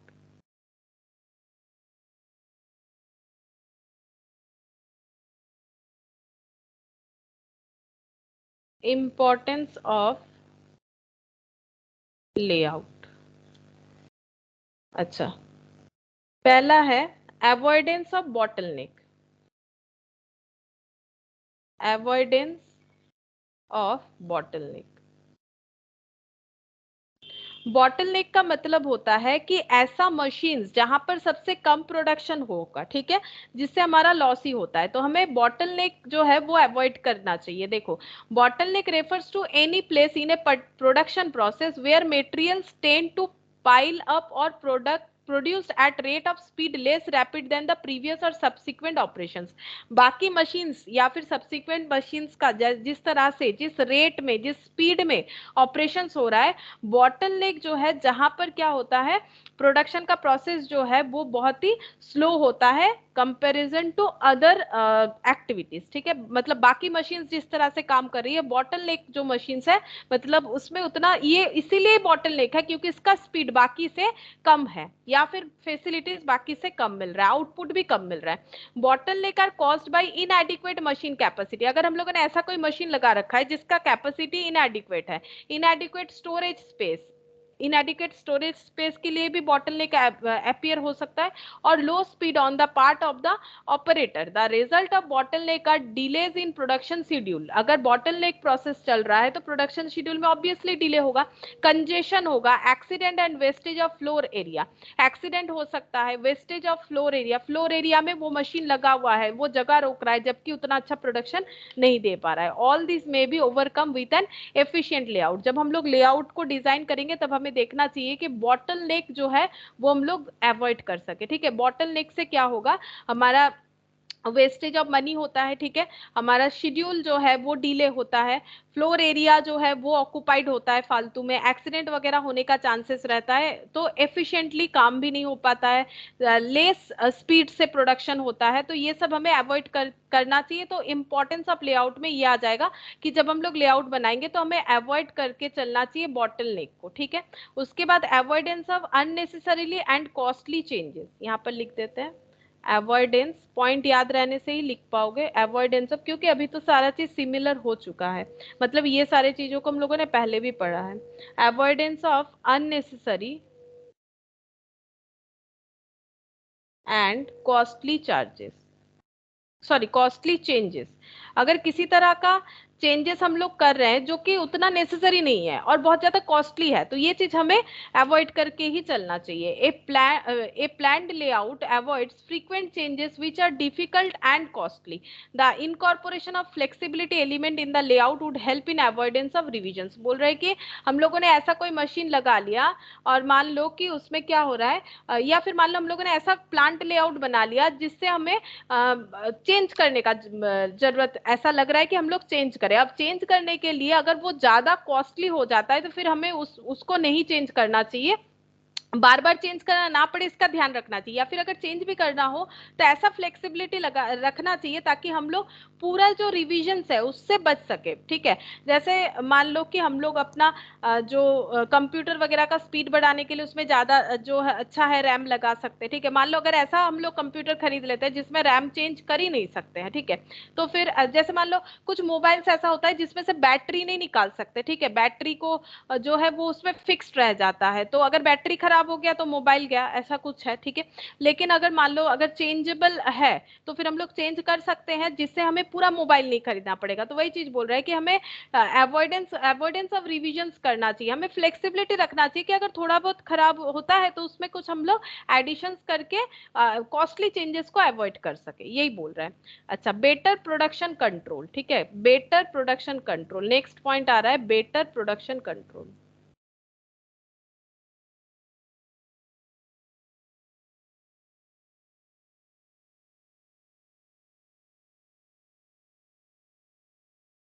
better production control क्या है, देखो, production control is concern with the production of a product of the right type at the right time at reasonable cost.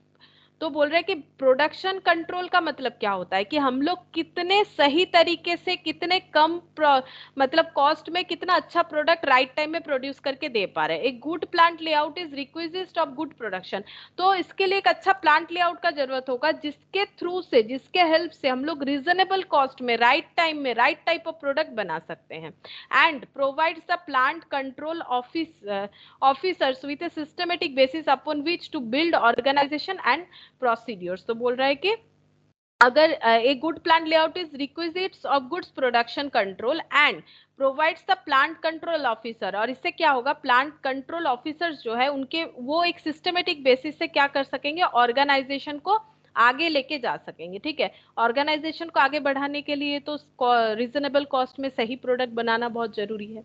Next है better supervision.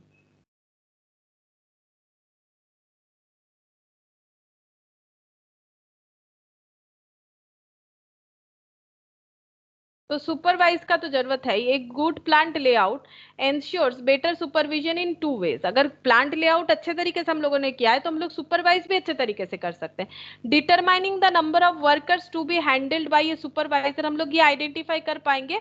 हम लोग supervise करने का दो main तरीका है। एक तो हमें ये देखना चाहिए कि एक सुपरवाइज कितने लोगों को सुपरवाइज कर रहा है, सुपरवाइजर 5 10 एक के अंडर कितने लोगों को मतलब लुक आफ्टर करने के लिए रखा गया है। ठीक है, enabling the supervisor to get a full view of the entire plant at one glance। ऐसा प्लांट लेआउट बनना चाहिए ताकि सुपरवाइजर को मतलब एक बार में सारा चीज जो है वो उनके व्यू में होना चाहिए, फुल व्यू जो है वो दिखना चाहिए। मतलब एक जगह एक डिपार्टमेंट मान लो यहाँ बना हुआ है, दूसरा यहाँ बना हुआ है, तो यहाँ से यहाँ देखने जाएंगे तो फिर यहाँ का कंट्रोलिंग छूटता है।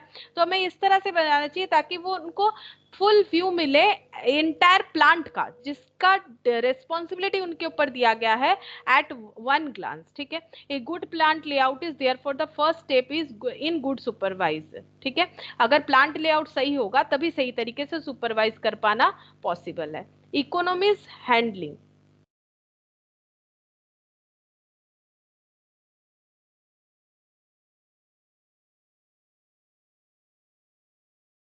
नेक्स्ट पॉइंट देखो क्या बोल रहा है, nearly 30% to 40% of the manufacturing costs are accounted for by material handling. ठीक है, ये हम लोगों ने एकदम स्टार्टिंग में जब कॉस्टिंग पढ़ा था तभी हम लोगों ने देखा था कि कोई भी एक प्रोडक्ट बनाने में सबसे ज्यादा कॉस्ट मेटेरियल का होता है, फिर लेबर, फिर ओवरहेड का होता है, सबसे ज्यादा कॉस्ट मेटेरियल पे जाता है। ठीक है, ये देखो 30 से 40% manufacturing cost are accounted for by material handling. अब मेटेरियल कॉस्ट मतलब उसमें मेटेरियल हैंडलिंग कॉस्ट भी आ गया।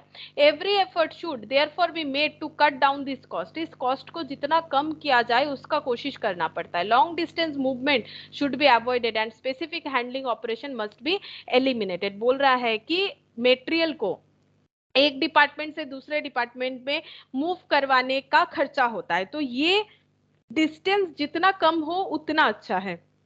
तो लॉन्ग डिस्टेंस ट्रैवल हमें मिनिमम करना पड़ेगा और हर एक मटेरियल को स्पेसिफिकली हैंडल करने का कॉस्ट हमें कम करना पड़ेगा, ठीक है। इन जनरल जितना हम लोग उसको हैंडल कर पाए उतना अच्छा है, स्पेसिफिक हैंडल करेंगे तो स्पेसिफिकली लोगों को रखना पड़ेगा और इससे हमारा कॉस्ट जो है वो बढ़ जाएगा। मान लो 5 तरह का मटेरियल है, 5 तरह का मटेरियल को मैनेज करने के लिए 5 तरह का डिपार्टमेंट बना दिया गया है कि ये डिपार्टमेंट मटेरियल ए का पूरा डिटेल्स रखेगा, ये भी, तो इसमें क्या होगा, कॉस्ट जो है वो बढ़ जाएगा। तो इसीलिए बोल रहा है कि इकोनॉमी करना पड़ेगा, मतलब चीपेस्ट करना पड़ेगा हैंडलिंग कॉस्ट को।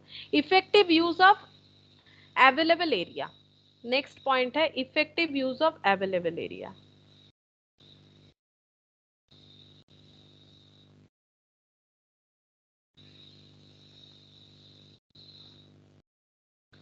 देखो क्या बोल रहा है, every unit of the plant area is valuable, हर एक जगह जो है वो वैल्यूएबल है, ठीक है, स्पेशली इन अर्बन एरियाज, ठीक है। मतलब जहां पर एक एरिया को ऑक्युपाई करने का रेंट हो या उसे खरीदना हो बहुत ज्यादा महंगा होता है, ठीक है।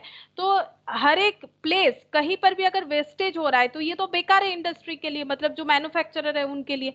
Every unit of the plant area is valuable specially in urban areas, effort should therefore be made to make use of available area by planning the layout properly, ठीक है। इसीलिए मैंने ये चीज देखा है कि देखो जैसे शहर में जो घर होता है वो काफी मतलब क्या होता है, एक भी जगह वो लोग वेस्ट नहीं करना चाहते, मतलब छोटे से जगह पे सारे चीजों को मतलब जैसे छोटा सा जगह पे 2 रूम, एक किचन, एक बाथरूम और हॉल वगैरह सारा चीज छोटा छोटा छोटा छोटा करके उसे मैनेज करके नहीं, क्योंकि इनके पास जो है जगह बहुत कम होता है, क्योंकि शहर में इतने ज्यादा लोग हैं तो जगह कम है और जगह का दाम भी ज्यादा है, बिकॉज फैसिलिटीज ज्यादा होता है, ज्यादा डिमांडिंग होता है शहर क्योंकि सारे फैसिलिटीज की वजह से, इसीलिए जगह का दाम बढ़ जाता है। जबकि जो विलेज वगैरह होता है वहां पर इतना नहीं होता है, ठीक है। तो इसीलिए लोग वहां पर जगह को उतने अच्छे तरीके से यूटिलाइज करने का नहीं सोचते हैं जिस तरह से शहर में लोगों को सोचना पड़ता है, वो कंपेल्ड है सोचने के लिए, ठीक है।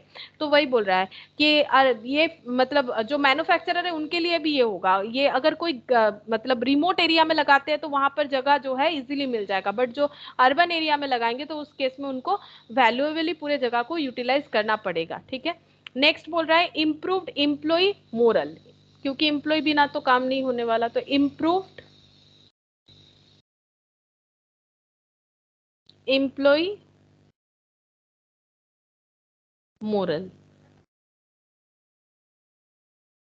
क्या बोल रहे हैं, देखो employ morale is achieved when workers are cheerful and confident, this state of mental condition is vital to the success of any organization. Moral depends on better working condition, better employees facility, reduce number of accident and increase earning. अगर employ का सही earning नहीं होगा, अगर employ का ऐसा लगता है कि लाइफ रिस्क है इस जगह पे काम करने का, ठीक है, एक्सीडेंट वगैरह ज्यादा होता है, वर्किंग जो इन्वायरमेंट है वो उतना अच्छा नहीं है, इससे मतलब हेल्थ हैजर्ड्स वगैरह ज्यादा हो रहा है, फैसिलिटीज कुछ खास नहीं है, तो इससे एम्प्लॉय का मोरल डाउन होता है।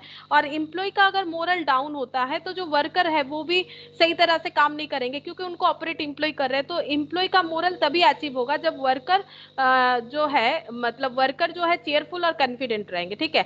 तो इनका मेंटल कंडीशन सही होना चाहिए, इसलिए एम्प्लॉय का मोरल इंप्रूव करने के लिए हमें ध्यान में रखना चाहिए कि उनका वर्किंग कंडीशन बेटर होना चाहिए, रिड्यूस नंबर ऑफ एक्सीडेंट होना चाहिए, ठीक है, इंक्रीज अर्निंग होना चाहिए, मतलब पैसा जो है वो सही मिलना चाहिए ठीक ठाक, एम्प्लॉयज का फैसिलिटी होना चाहिए। अगर ये सारा चीज नहीं होगा तो एम्प्लॉय का मोरल डाउन होगा, और मोरल डाउन होने पे ऑर्गेनाइजेशन कभी भी आगे नहीं बढ़ सकता है। फिर है improved quality control, improved quality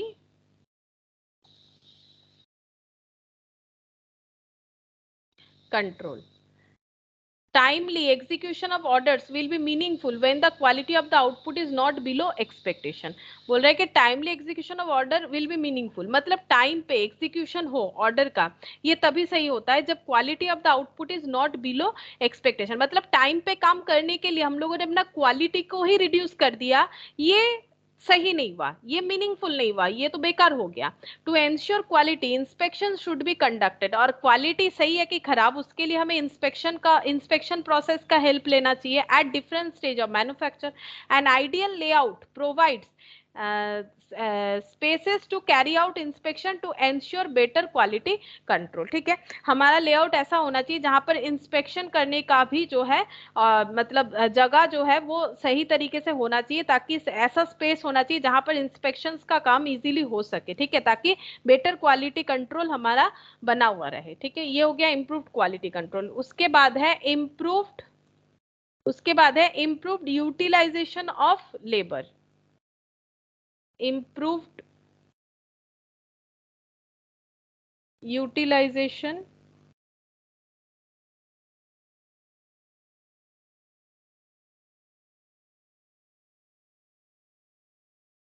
of labor. A good plant layout is one of the factors in effective utilization of labor. Labour जिनको हम लोग काम पे लगा रहे हैं, यानी कि ह्यूमन रिसोर्स, अगर हम लोग उसे इफेक्टिवली यूज नहीं कर पाएंगे तो हमारा वर्क जो है वो उतने अच्छे तरह से एग्जीक्यूट ही नहीं हो सकता है। It makes possible individual operations, the process and flow of material handling in such a way that the time of each worker is effectively spent on productive operations. मतलब लेबर आइडल ना रहे फालतू में। ठीक है, हमें मटेरियल का flow वगैरह इस तरह से ही करना चाहिए कि वर्कर जो है हमेशा जो है इफेक्टिव मतलब प्रोडक्टिव काम पे जुटे हुए रहे। ठीक है, फालतू में बैठे ना रहे। ठीक है, तो यही हमें ध्यान में रखना चाहिए। Minimisation of production delay, production delay जितना कम हो उतना अच्छा।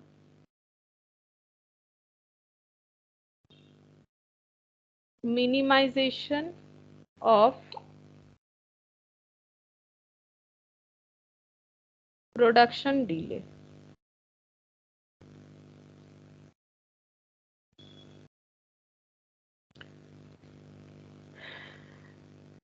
Repeat order and new customers will be the result of prompt execution of order. मान लो कि कोई नया कस्टमर है तो वो बोल सकते हैं कि मुझे इतने दिन के अंदर ही चाहिए, तो प्रॉम्प्ट एग्जीक्यूशन मतलब जितना जल्दी एग्जीक्यूट कर पाए ऑर्डर का, वो हमें ध्यान में रखना चाहिए। किसी ने फिर से ऑर्डर किया है तो वो बोल सकता है कि इस बार थोड़ा जल्दी मिल जाए तो अच्छा है। तो repeat order and new customer will be the result of prompt execution of the order. हो सकता है न्यू कस्टमर और रिपीट ऑर्डर के लिए हमारा एग्जीक्यूशन हमें जल्दी जल्दी करना हो। Every management should try to keep to the delivery schedule by minimising delay in production. सबको ये ध्यान में रखना चाहिए कि डिलीवरी जो है वो टाइम पे हो और डिले जितना कम हो उतना अच्छा है। ऐसा नहीं कि कभी डिले होगा नहीं, हो सकता है कि प्रॉब्लम हुआ डिले जो हो गया, लेकिन जितना कम हो ये सिचुएशन उतना अच्छा है। Minimum equipment investment, minimum equipment investment. ये देखो क्या बोल रहा है, investment on equipment can be minimised by planned machines balance and location. ठीक है, मशीन हमें एक ऐसा खरीदना चाहिए जिससे हमारा इन्वेस्टमेंट जो है वो मिनिमम हो। इसलिए हमें क्या करना चाहिए, मशीन हमें क्या खरीदना है वो एक बैलेंस करके प्लान करके और उस हिसाब से सोचना चाहिए। Minimum handling distance. ठीक है, by the installation of general purpose machine. अगर हम लोग जनरल पर्पस मशीन जो भी अभी हम लोगों ने पढ़ा था, मतलब ये ऐसा मशीन होता है जो हर तरह के इनपुट को ले सकता है। ठीक है, तो जनरल पर्पस मशीन हम लोग लगा सकते हैं। And by planned machine loading a good plant layout provides all this advantage. अगर हम लोग गुड प्लांट लेआउट करेंगे तो हमें इस तरह का सारा एडवांटेजेस मिलेगा। क्या क्या, investment on equipment can be minimize the plant machines balance and locations. ठीक है, हमें क्या करना पड़ेगा, प्लांट करके मशीन लगाना पड़ेगा, बैलेंस करके मशीन लगाना पड़ेगा, लोकेशन को ध्यान में रख के मशीन लगाना पड़ेगा। जो डिस्टेंस हो, मिनिमम हैंडलिंग डिस्टेंस हो, रॉ मटेरियल को एक मशीन से दूसरे मशीन में ले जाने का डिस्टेंस जितना कम हो उतना अच्छा है। ठीक है, by the installation of general purpose machine. अगर हम लोग जनरल पर्पस मशीन वगैरह लगाएंगे तो इससे हमारा क्या होगा, हैंडलिंग डिस्टेंस जो है वो कम हो सकता है। And by plant machine loading, तो इस तरह से हम लोग एक गुड प्लांट लेआउट प्रोवाइड कर सकते हैं। ठीक है, तो ये देखो यहाँ पर ये कंप्लीट हो जाता है हम लोग का थ्योरी। मैंने सिर्फ मेन मेन पॉइंट लिखवा दिया, इससे क्या होगा, याद रह जाएगा। बाकी इसको पढ़ना पड़ेगा। ठीक है, जैसे जो पॉइंट याद रहेगा, सारा इतना सारा चीज तो याद नहीं रह सकता है, लेकिन हर एक पॉइंट का क्या मेन बात था वो तो समझा दिया मैंने। अब इसको याद करके अगर सारे पॉइंट पे हम लोग एक एक दो दो लाइन भी लिखते हैं तो भी हमारा काफी होता है। ठीक है, तो ये पॉइंट काफी सारा है, पॉइंट भी लिखने से नंबर आएगा, लेकिन थोड़ा सा इलाबोरेट तो करना पड़ेगा डिपेंडिंग ऑन द नंबर, क्या नंबर दिया हुआ है क्वेश्चन में, कितने मार्क्स का है। ठीक है, उसके ऊपर डिपेंड करके हमें आंसर देना पड़ेगा। अच्छा, अब हम लोग पढ़ेंगे इसका प्रैक्टिकल। तो पहला इलास्ट्रेशन 9, पहला प्रैक्टिकल जो दिया हुआ है देखो, क्या बोल रहा है, the present layout in is shown in the figure. ये एक लेआउट है, प्लांट लेआउट, ठीक है। Plant A B C D E F लगा हुआ है। The manager of the department is intending to interchange the department C and F. Management जो है वो चाहता है सी और एफ को इंटरचेंज कर दे। ये प्रेजेंट लेआउट है, इसको इंटरचेंज कर दे। इंटरचेंज मतलब सी के जगह पे एफ, एफ के जगह पे सी। इंटरचेंज का मतलब तो यही होता है ना, इंटरचेंज मतलब पोजीशन चेंज, ठीक है। इंटरचेंज बोला है तो ए यहाँ पर रहेगा, बी यहाँ पर रहेगा, ई और डी ऐसे रहेगा। यहाँ एफ आ जाना चाहिए, यहाँ पर सी आना चाहिए, ऐसा ये लोग सोच रहे हैं, रिवाइज करना चाह रहे हैं। The handling frequencies between the department is given. Handling frequencies दे रखा है यहाँ पर, गिवन मतलब ये देखो नीचे दे रखा है कि कितना बार जो है, यहाँ पर ये देखो कितना बार जो है एक जगह से दूसरे जगह पे मेटेरियल जाता है, ठीक है। Handling frequencies between the department is given. All the departments are of same size. हर एक डिपार्टमेंट सेम साइज का है।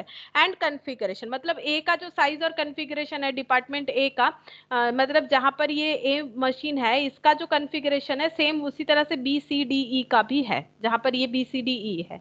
The material handling cost per unit length travel between departments is same. बोल रहे हैं material handling cost per unit, एक unit material को एक डिपार्टमेंट से दूसरे डिपार्टमेंट में ट्रेवल करके लेके जाने का खर्चा सारे डिपार्टमेंट में जो है वो लगभग सेम है। What will be the effect of interchange of department C and F layout. क्या सी और एफ का ये जो नया प्रोपोज लेआउट है क्या ये हमें करना चाहिए, तो ये हमें चेक करना पड़ेगा करना चाहिए कि नहीं करना चाहिए। तो जब तक हम क्वेश्चन मतलब आंसर नहीं करेंगे नहीं समझ में आएगा कि किस तरह से होगा।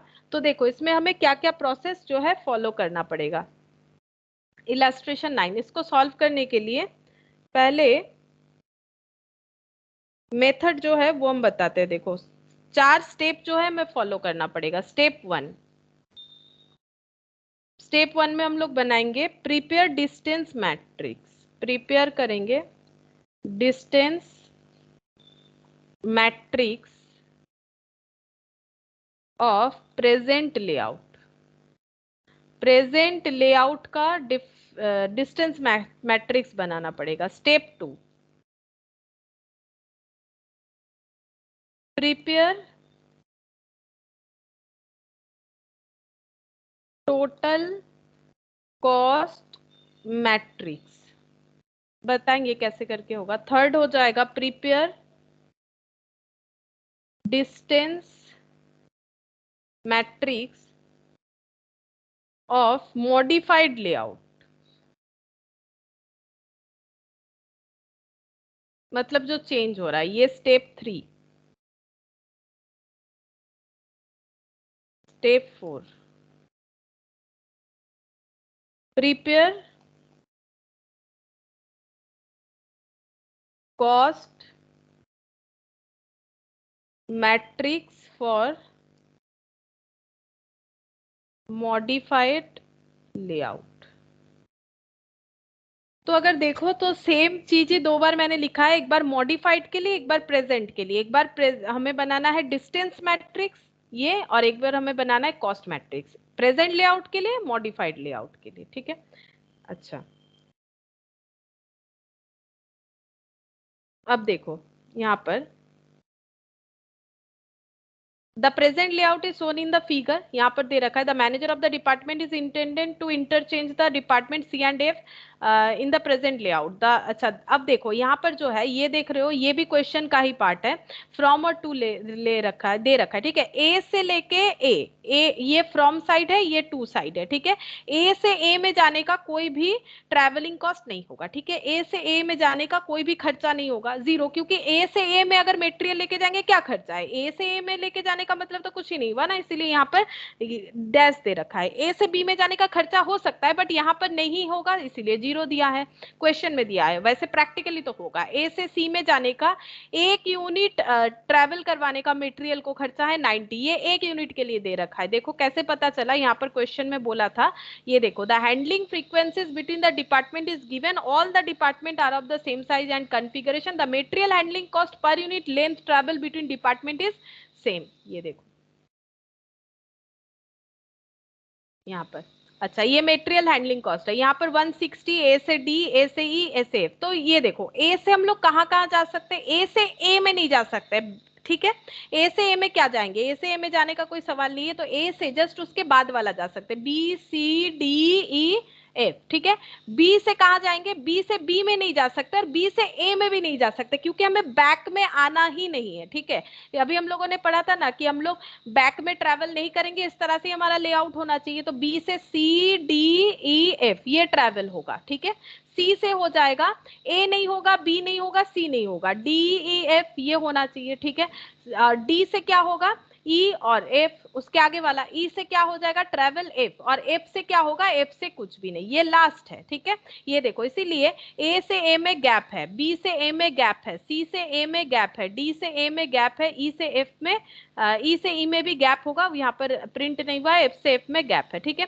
ए से बी जा सकते हैं बट यहाँ पर 0 दिखा रहा है। बाकी बी से जो ट्रेवल बी तक नहीं होगा, सी में भी नहीं आएगा, डी ई देखो उसी तरह से बना रखा है। देखो सी का क्या होगा, सी का डी ई एफ, ये देखो सी का D E F, D E F, ठीक है। डी का देखो ई एफ, ई का देखो एफ, और एफ का नहीं हो रहा है, ठीक है। ये ट्रैवलिंग बता दिया मैंने कि किस तरह से ट्रैवल कर सकते हैं, बैक में नहीं आ सकते और सेम डिपार्टमेंट में क्या ट्रैवल करेंगे, ए से ए में, ठीक है।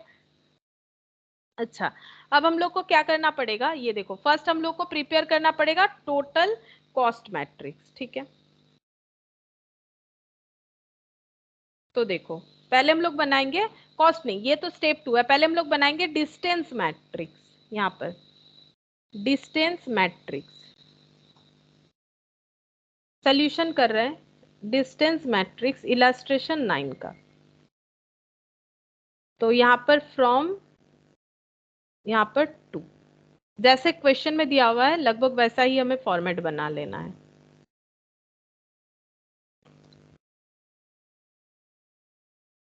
ए से लेके एफ तक, A B C D E F,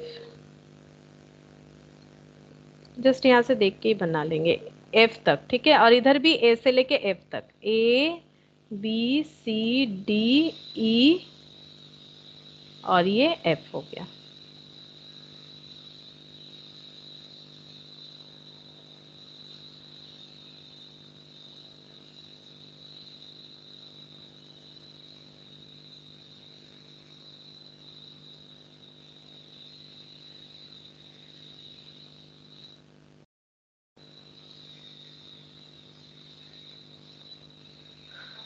B C D E F, ठीक है। तो ये मैंने स्ट्रक्चर बना लिया। अब यहाँ पर करना क्या है, हमें यहाँ पर बनाना है डिस्टेंस मैट्रिक्स, मतलब डिस्टेंस हम लोग को देखना है कि कितना हो रहा है, ठीक है।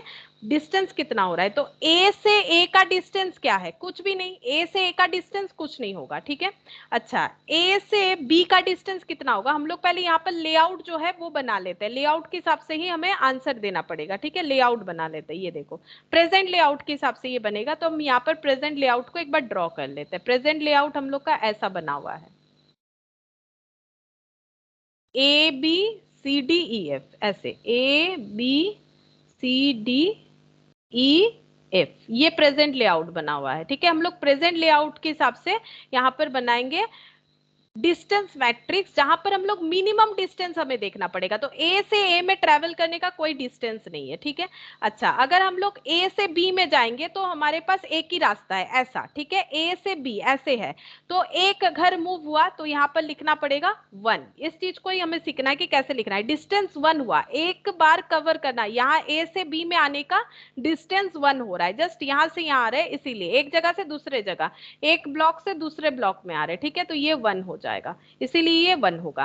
अच्छा, ए से सी, ए से सी हम लोग कैसे जा सकते हैं, जिगजैग फॉर्मेट में नहीं जा सकते, ठीक है। किसी भी तरह से हम लोग या तो ऐसे जाएंगे ए से सी, या तो हम लोग ऐसे जा सकते हैं ए से बी, बी से डी, फिर डी से सी। तो मिनिमम कौन सा होगा, ए से सी जाने का कॉस्ट कितना होगा, और ए से बी होके डी होके सी जाने का कॉस्ट कौन सा मिनिमम होगा, क्योंकि एक एक घर क्रॉस करने का मतलब है ए से सी, तो इसीलिए 1 हो जाएगा, ठीक ठीक है, ये मिनिमम। इसमें कितना हो जाएगा, ए से बी 1, बी से डी 2, फिर डी से सी 3, तो 3 नहीं ले सकते, मिनिमम ट्रेवल हमें लेना पड़ेगा। ठीक है, हमेशा मिनिमम ट्रेवल लेना पड़ेगा।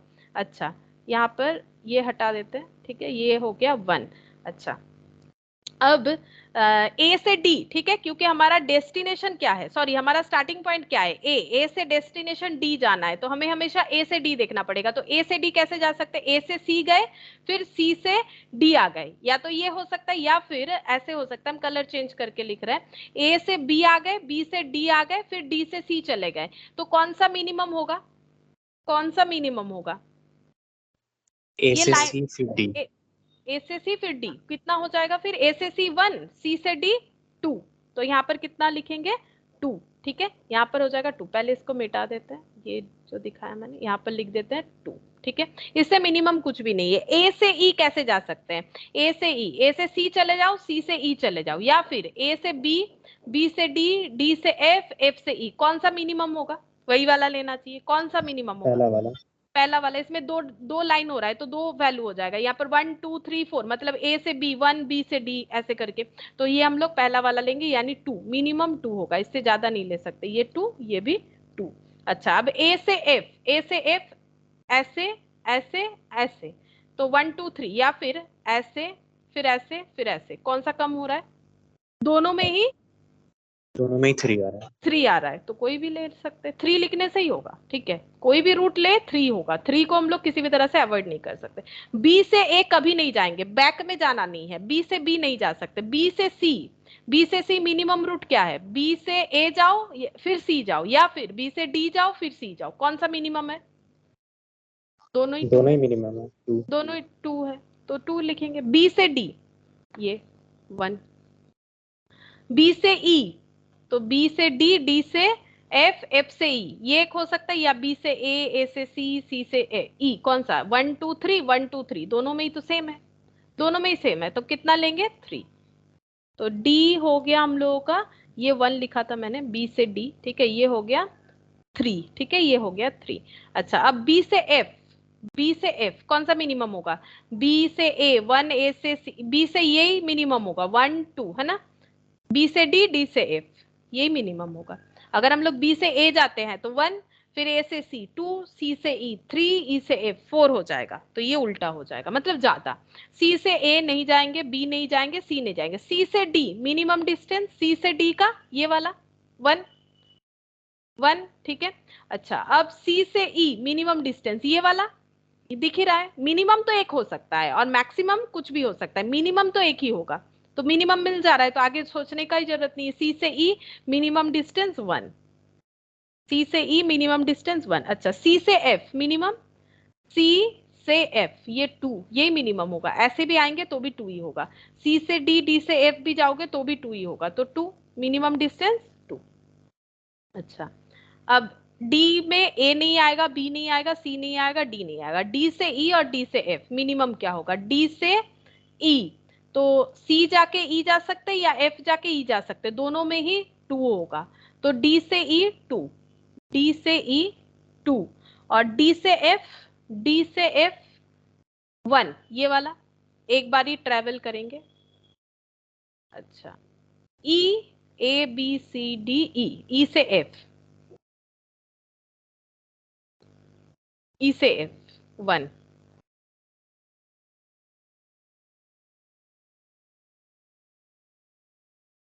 ई से एफ 1। अब ये वाला एफ चेक करेंगे, A B C D E F, कुछ भी नहीं होगा, ये बन गया हम लोगों का डिस्टेंस मैट्रिक्स। ठीक है, distance matrix with present layout. अब नेक्स्ट बनाएंगे टोटल कॉस्ट मैट्रिक्स, यहाँ पर लिखते हैं total cost matrix.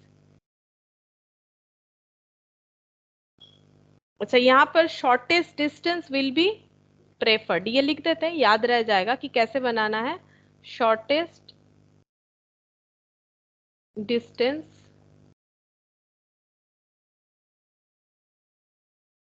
Will be preferred, हो गया। अच्छा, अब हम लोग बनाएंगे कॉस्ट मैट्रिक्स।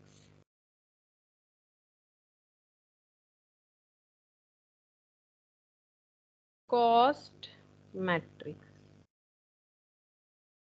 अच्छा, ये कैसे बनेगा? Cost matrix from to, same structure बनेगा, A B C D E F, और यहाँ पर भी A B C D E F, और एक टोटल कॉलम यहाँ पर बनना चाहिए, ठीक है। अच्छा, यहाँ पर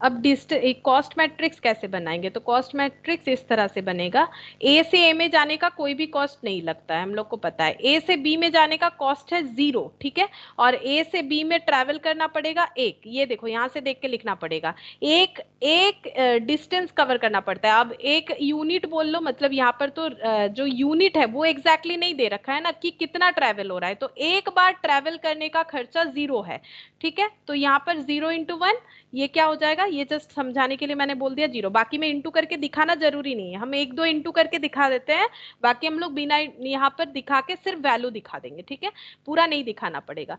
फिर यहाँ से देखो, ए से सी में जाने का कॉस्ट है 90, एक बार ट्रेवल करने का कॉस्ट है 90, तो एक ही बार ट्रेवल हो रहा है तो कितना खर्चा होगा? 90 खर्चा होगा, 1 × 90, ये 90 रुपीज का खर्चा होगा, ठीक है। अच्छा, ए से डी में जाने का कितना कॉस्ट है? 160, एक डिस्टेंस ट्रैवल का 160, तो डी, ए से डी में जाने का 2 डिस्टेंस ट्रैवल होगा, तो 2 इंटू कितना था? 2 × 160 कितना हो जाएगा फिर? 320। 320। तो इस तरह से हमें कैलकुलेट करना पड़ेगा, मल्टीप्लाई करके दिखाना नेसेसरी नहीं, सिर्फ एक जगह पे दिखा दे रहे ए का, बाकी हम लोग ऐसे ही लिखेंगे। अच्छा, अब ये है 160 के बाद 50, 50 एक बार ट्रैवल करने का, 50 × 2, 50 × 2 100, ठीक है, ये 100 हो जाएगा। उसके बाद यहाँ पर 3 डिस्टेंस ट्रैवल हो रहा है, 3 × 0, 3 × 0, तो ये हो गया 0। अब इसका टोटल करेंगे, 90 प्लस 320 और 100, 420, 420 प्लस 90, 520 होता, अगर 100 होता तो 520 मतलब 510 हो जाएगा, ठीक है, 510 हो गया। बी से ए में नहीं आएगा, बी से बी में भी नहीं जाएगा, बी से सी 70 है, 70, तो 70 होने से बी से सी का कितना है? 2 × 70 कितना हो जाएगा? 2 × 70 140, ठीक है। अच्छा, दूसरा वाला 0 है, तो 0 का चेक करने का क्या जरूरत, 0 ही लिख देंगे, डिस्टेंस कवर जितना भी हो 0 से मल्टीप्लाई करेंगे 0 होगा। 100 और 130 उसके बाद है 100, ई का 100 × 3 300, और 2 × 130 300, और 2 × 130 मतलब 260, तो कितना हो गया? 140, 260, 300, 700, ये हो गया 700, ठीक है। 510 और 700, बी से ए नहीं होगा, बी नहीं होगा, सी नहीं होगा, डी ई एफ। अच्छा, डी का देखते हैं, ए बी सी, डी का है 20, बाकी दो 0 है, तो 20 वाला ही देख लेते हैं। सी से डी का 1 है, 1 × 20 20 हो गया, और बाकी 0 है, 0 ठीक है, ये टोटल हो गया 20। अच्छा, डी से ए बी सी डी नहीं होगा, ई और एफ, ई और एफ का चेक करते हैं। ई जो है वो है 180, एफ जो है 10, ई है 180, ई 180 × 2 मतलब 360, 180 × 2 हो जाएगा 360, और ये कितना था? ये था 10, 10 इंटू डी से एफ, डी से एफ 10 × 1 10 हो गया, 10 × 1 10 हो गया, तो 10 और 360 370। ई से A B C D E, F देखना पड़ेगा, सिर्फ एफ। ई से एफ का ट्रेवलिंग डिस्टेंस है 1 और कॉस्ट लग जाता है एक यूनिट ट्रेवल पे 40, तो 40 × 1 40 हो गया, तो यहाँ पर आ गया 40, ये तो कुछ भी नहीं आएगा। यहाँ पर टोटल करना पड़ेगा, तो टोटल 510, 700 और 760 प्लस 370 प्लस 510, तो ये हो गया 1640 टोटल डिस्टेंस। टोटल डिस्टेंस नहीं, टोटल कॉस्ट, ये टोटल कॉस्ट हो गया। अब ये था तो प्रेजेंट लेआउट जो चल रहा है उस पे अगर एक जगह से दूसरे जगह पे ट्रैवल हो रहा है तो उसका इतना कॉस्ट आएगा। अब हमें चेक करना पड़ेगा कि जो प्रोपोज्ड लेआउट है, जैसे कि इन्होंने बोला है कि इंटरचेंज कर दिया जाएगा, जो प्रोपोज्ड लेआउट है उसके हिसाब से हम लोगों का क्या कॉस्टिंग आ रहा है। अगर कम आएगा तभी हम लोग प्रोपोज्ड लेआउट लेंगे, अदरवाइज नहीं लेंगे। तो फिर से हम लोगों को बनाना पड़ेगा ये वाला prepare distance matrix for of modified, जो है modified distance matrix of modified layout होगा। ठीक है, मॉडिफाइड लेआउट लिखा है मैंने, मॉडिफाइड लेआउट का हम लोग फिर से डिस्टेंस मैट्रिक्स बनाएंगे। नेक्स्ट पेज में ही बनाना पड़ेगा, यहाँ पर लिखते हैं डिस्टेंस मैट्रिक्स। मॉडिफाइड लेआउट क्या है, यहाँ पर लिखते हैं मॉडिफाइड लेआउट है इस तरह से। ए क्या बोला है, क्या क्या चेंज होना चाहिए। प्रेजेंट लेआउट है A B C D E F, interchange कर दिया जाएगा सी और एफ को, तो ए बी सी डी के जगह A B F D, A B F D, और यहाँ पर ई, इसको ना हम अलग कलर से लिखते हैं तो समझ में आ जाएगा कि क्या चेंज हुआ है। ए बी सी था यहाँ पर, सी यहाँ पर आ जाएगा, डी ई एफ था यहाँ पर, एफ यहाँ पर आ जाएगा। ये मॉडिफाइड है। मॉडिफाइड के लिए हमारा जो है कितना डिस्टेंस जो है बन रहा है, from to A B C D E F, A B C D E F.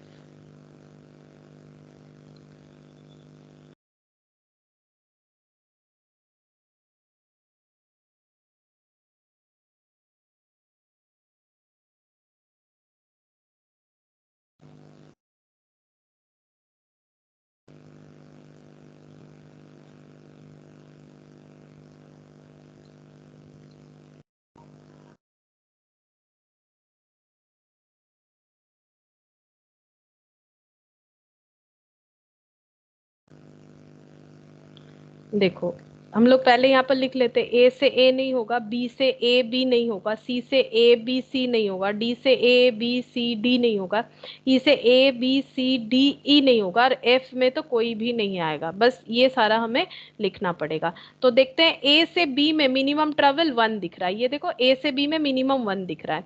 अच्छा, ए से सी, अब ए से सी में मिनिमम क्या होगा, देखो हम लोग ऐसे नहीं जा सकते हैं, ऐसे नहीं जा सकते, मतलब क्रॉस करके नहीं जा सकते, हमें डायरेक्ट डायरेक्ट जाना पड़ेगा। तो ए से एफ 1, एफ से ई 2, ई से सी 3, और अगर बी भाया बी होते हैं तो ए से बी 1, बी से डी 2, डी से सी 3, तो दोनों ही केस में कितना आ रहा है 3, तो 3 होगा।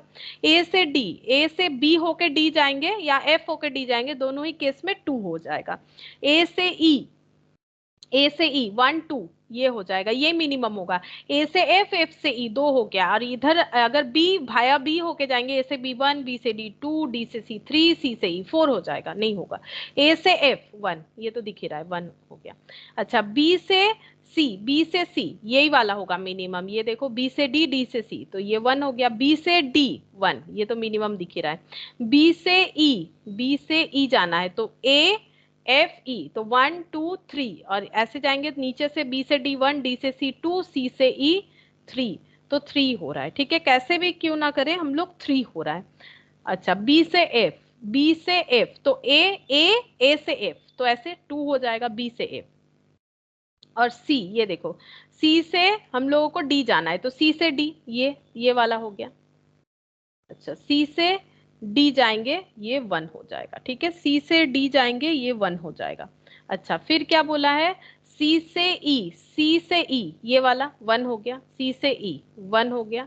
अच्छा, सी से एफ, सी से एफ, ई होके एफ या डी होके एफ, जैसे भी जाओ 2 होता है। डी से ई, डी से ई, तो सी होके ई जा सकते, एफ होके ई जा सकते, दोनों केस में ही 2 हो जाएगा। डी से एफ 1, ठीक है, ये जस्ट ऐसे जाएंगे, डी से एफ 1 हो गया, डी से एफ। अब बोल रहा है ई से एफ, ई से एफ, ये तो 1 दिख ही रहा है। ठीक है, ये 1 दिख रहा है। हो गया कंप्लीट। अब हमें क्या कैलकुलेट करना पड़ेगा, डिस्टेंस मैट्रिक्स तो कंप्लीट हो गया, अब हम लोग को करना पड़ेगा कॉस्ट मैट्रिक्स, ठीक है, टोटल कॉस्ट मैट्रिक्स। तो एक्चुअली टोटल कॉस्ट मैट्रिक्स में कैसे हम लोग कैलकुलेट करते हैं, लोड इनटू, हम लिख देते हैं formula, load into distance equal to cost होता है, ठीक है, कभी कभी एमसीक्यू में पूछ लेता है, लोड इनटू डिस्टेंस, ये रहा लोड, ये रहा लोड पर कॉस्ट, और डिस्टेंस, डिस्टेंस जो अभी हम लोग निकाल रहे हैं। अच्छा, यहाँ पर कैलकुलेट कर लेते हैं, from to,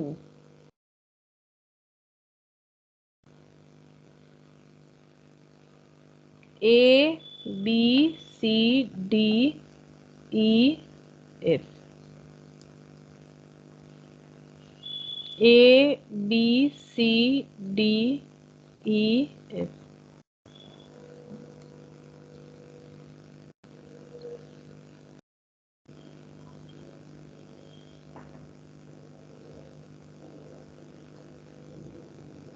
A B C D E और ये एफ हो गया, और यहाँ पर एक टोटल कॉलम भी बनेगा, यहाँ पर टोटल कॉस्ट।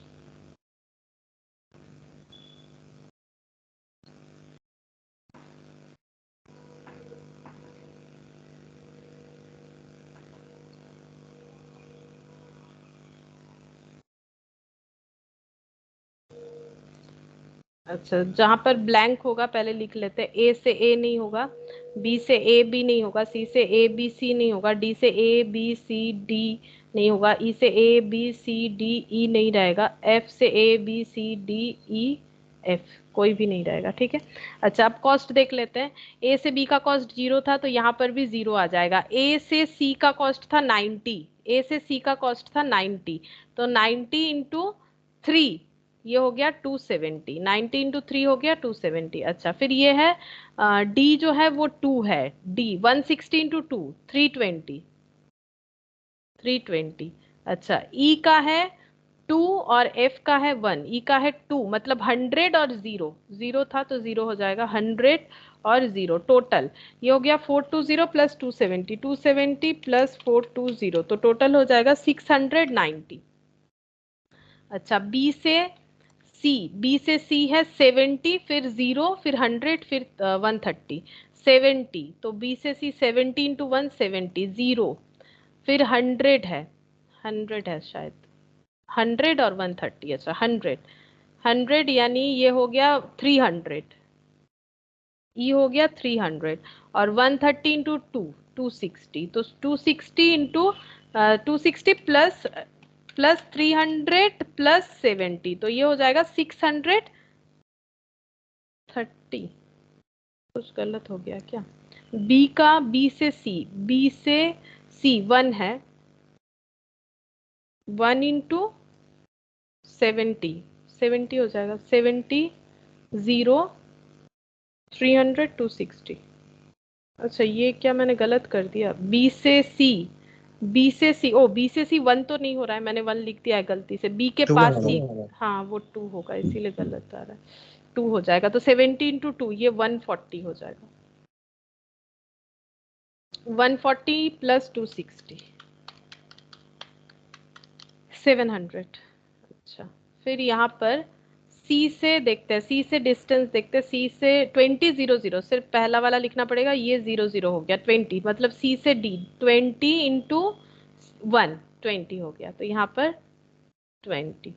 अच्छा, डी से ई एफ, डी से ई एफ 180 और 10, 180 और 10, 180 इंटू 2 360 और 10, 360 और 10 यानी 370 हो गया, और एफ ई सॉरी ई, ई का 1 है और ई का वैल्यू है 40, 40 इंटू 1 40 हो जाएगा, 40 इंटू 1 40 हो गया, यहाँ पर भी 40 हो गया, अब टोटल 700 और ये हो गया 60, 40 प्लस 20 370 प्लस 690, 1820 टोटल कॉस्ट। अब पहले के लेआउट के हिसाब से खर्चा होता था 1640, अभी के लेआउट के हिसाब से खर्चा हो रहा है 1820। क्या हमें चेंज करना चाहिए लेआउट? नहीं करना चाहिए। नहीं करना चाहिए। हाँ, क्योंकि हमारा खर्चा बढ़ेगा तो लेआउट तो चेंज नहीं करना चाहिए, पहले वाला ही ठीक है, रिवाइज्ड का तो कोई मतलब नहीं बनता है। तो एक कंक्लूजन लिखना पड़ेगा।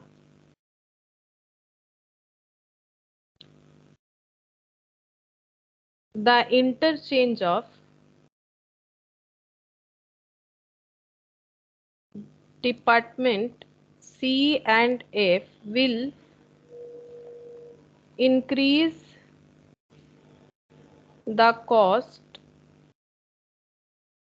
of material handling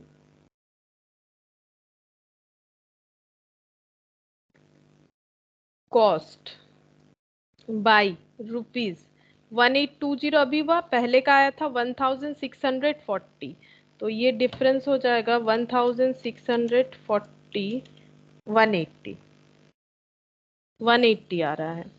अच्छा, hence it is not desirable to interchange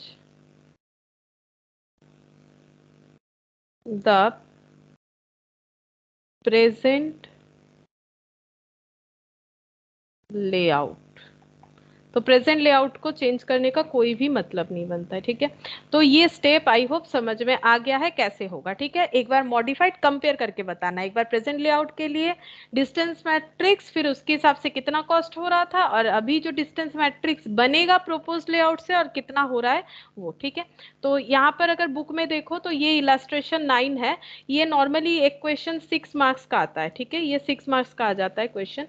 और यहाँ पर ये 10 जो है ये थोड़ा सा अलग है, ठीक है, ये अलग तरीके से हमें करना पड़ेगा, लेकिन ये 2 ही क्वेश्चन है शायद बुक में 10, हाँ बस ये 2 ही क्वेश्चन है।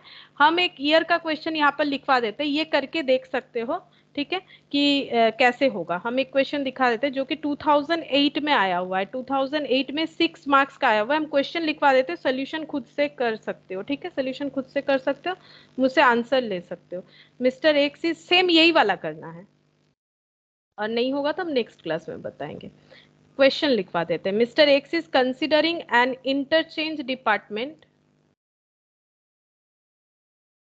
N interchange of department B and C in the present layout. The present layout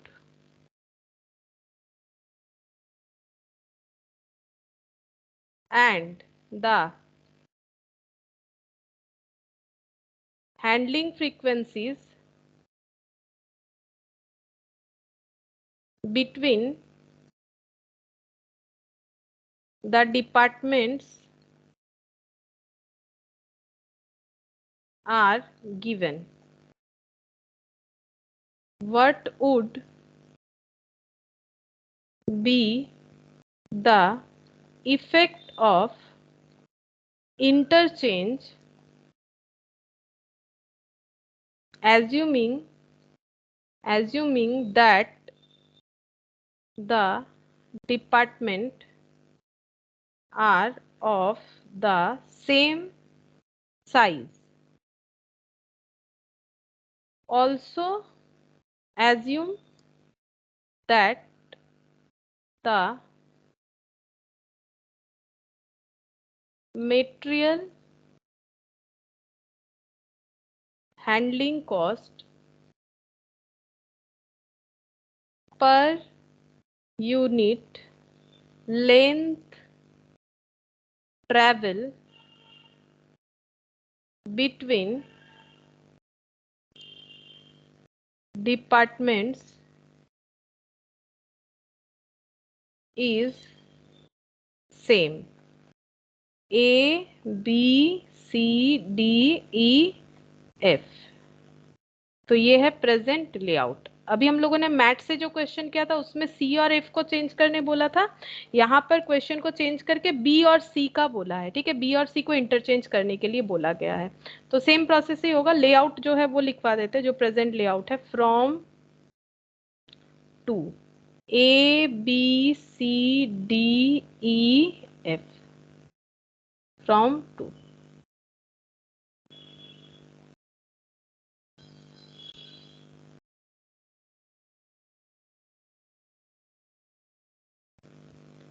A से लेके F तक ही लिखना पड़ेगा, A B C D E F। अच्छा, तो यहाँ पर A का ब्लैंक हो गया, यहाँ पर ये 0, ये नहीं ब्लैंक, ये 0 नहीं है, एक सेकंड, ये 20 है, 20 70 0 40 और 0 0 मतलब जिसका कॉस्ट 0 आ रहा है। यहाँ पर डैश का मतलब है कि A से A ट्रैवल नहीं हो सकता है, B से A नहीं हो सकता है, B से B नहीं हो सकता है। 50 200 0 और 10। C का A B C नहीं होगा, बाकी हो जाएगा 30 120 40, 30 120 और 40। अच्छा, और यहाँ पर A B C D नहीं होगा, E और A 50 और 2 2 0, A B C D E नहीं होगा। अच्छा, यहाँ पर 30 है, ये पूरा ही खाली रहेगा, ब्लैंक रहेगा। ठीक है, ये 6 मार्क्स का क्वेश्चन आया। इसका हम आंसर भी एक बार दे देते हैं कि हम जो तो एकदम लास्ट आंसर है वो दे देते हैं कि कॉस्ट में कितना फर्क दिख रहा है। ठीक है, अच्छा, एक आएगा 1190 और एक आएगा 1070। ठीक है, 1070 और 1190 ऐसा आएगा। ये मॉडिफाइड से आएगा, मॉडिफाइड लेआउट से कॉस्ट आएगा, और ये जो है ये प्रेजेंट से आएगा। ठीक है, ये प्रेजेंट लेआउट से कॉस्ट आएगा। तो समझ में आ रहा है कि हमें मॉडिफाइड वाला लेना नहीं चाहिए, क्योंकि आंसर दिख रहा है 1190 आएगा। ये आंसर मैंने कलेक्ट कर लिया है, आंसर ये है। अब दोनों का डिफरेंसेस जो होगा उस हिसाब से लिखना पड़ेगा सेम चीज, कि हमें ये इंटरचेंज को लेना नहीं चाहिए, क्योंकि ये हमारे कॉस्ट को इंक्रीज कर रहा है। बाकी ये चेक करके देख सकते हो कि सही हो रहा है कि नहीं, एक प्रैक्टिस करने के लिए, क्योंकि बुक में प्रैक्टिस करने के लिए उतना क्वेश्चन है नहीं, तो ये प्रैक्टिस के लिए मैंने होमवर्क दे दिया। ठीक है, तो आज इतना ही करते हैं। नेक्स्ट क्लास में हम लोग दूसरा ये और एक मेथड जो है ये करके फिर दूसरा पॉइंट स्टार्ट कर सकते हैं।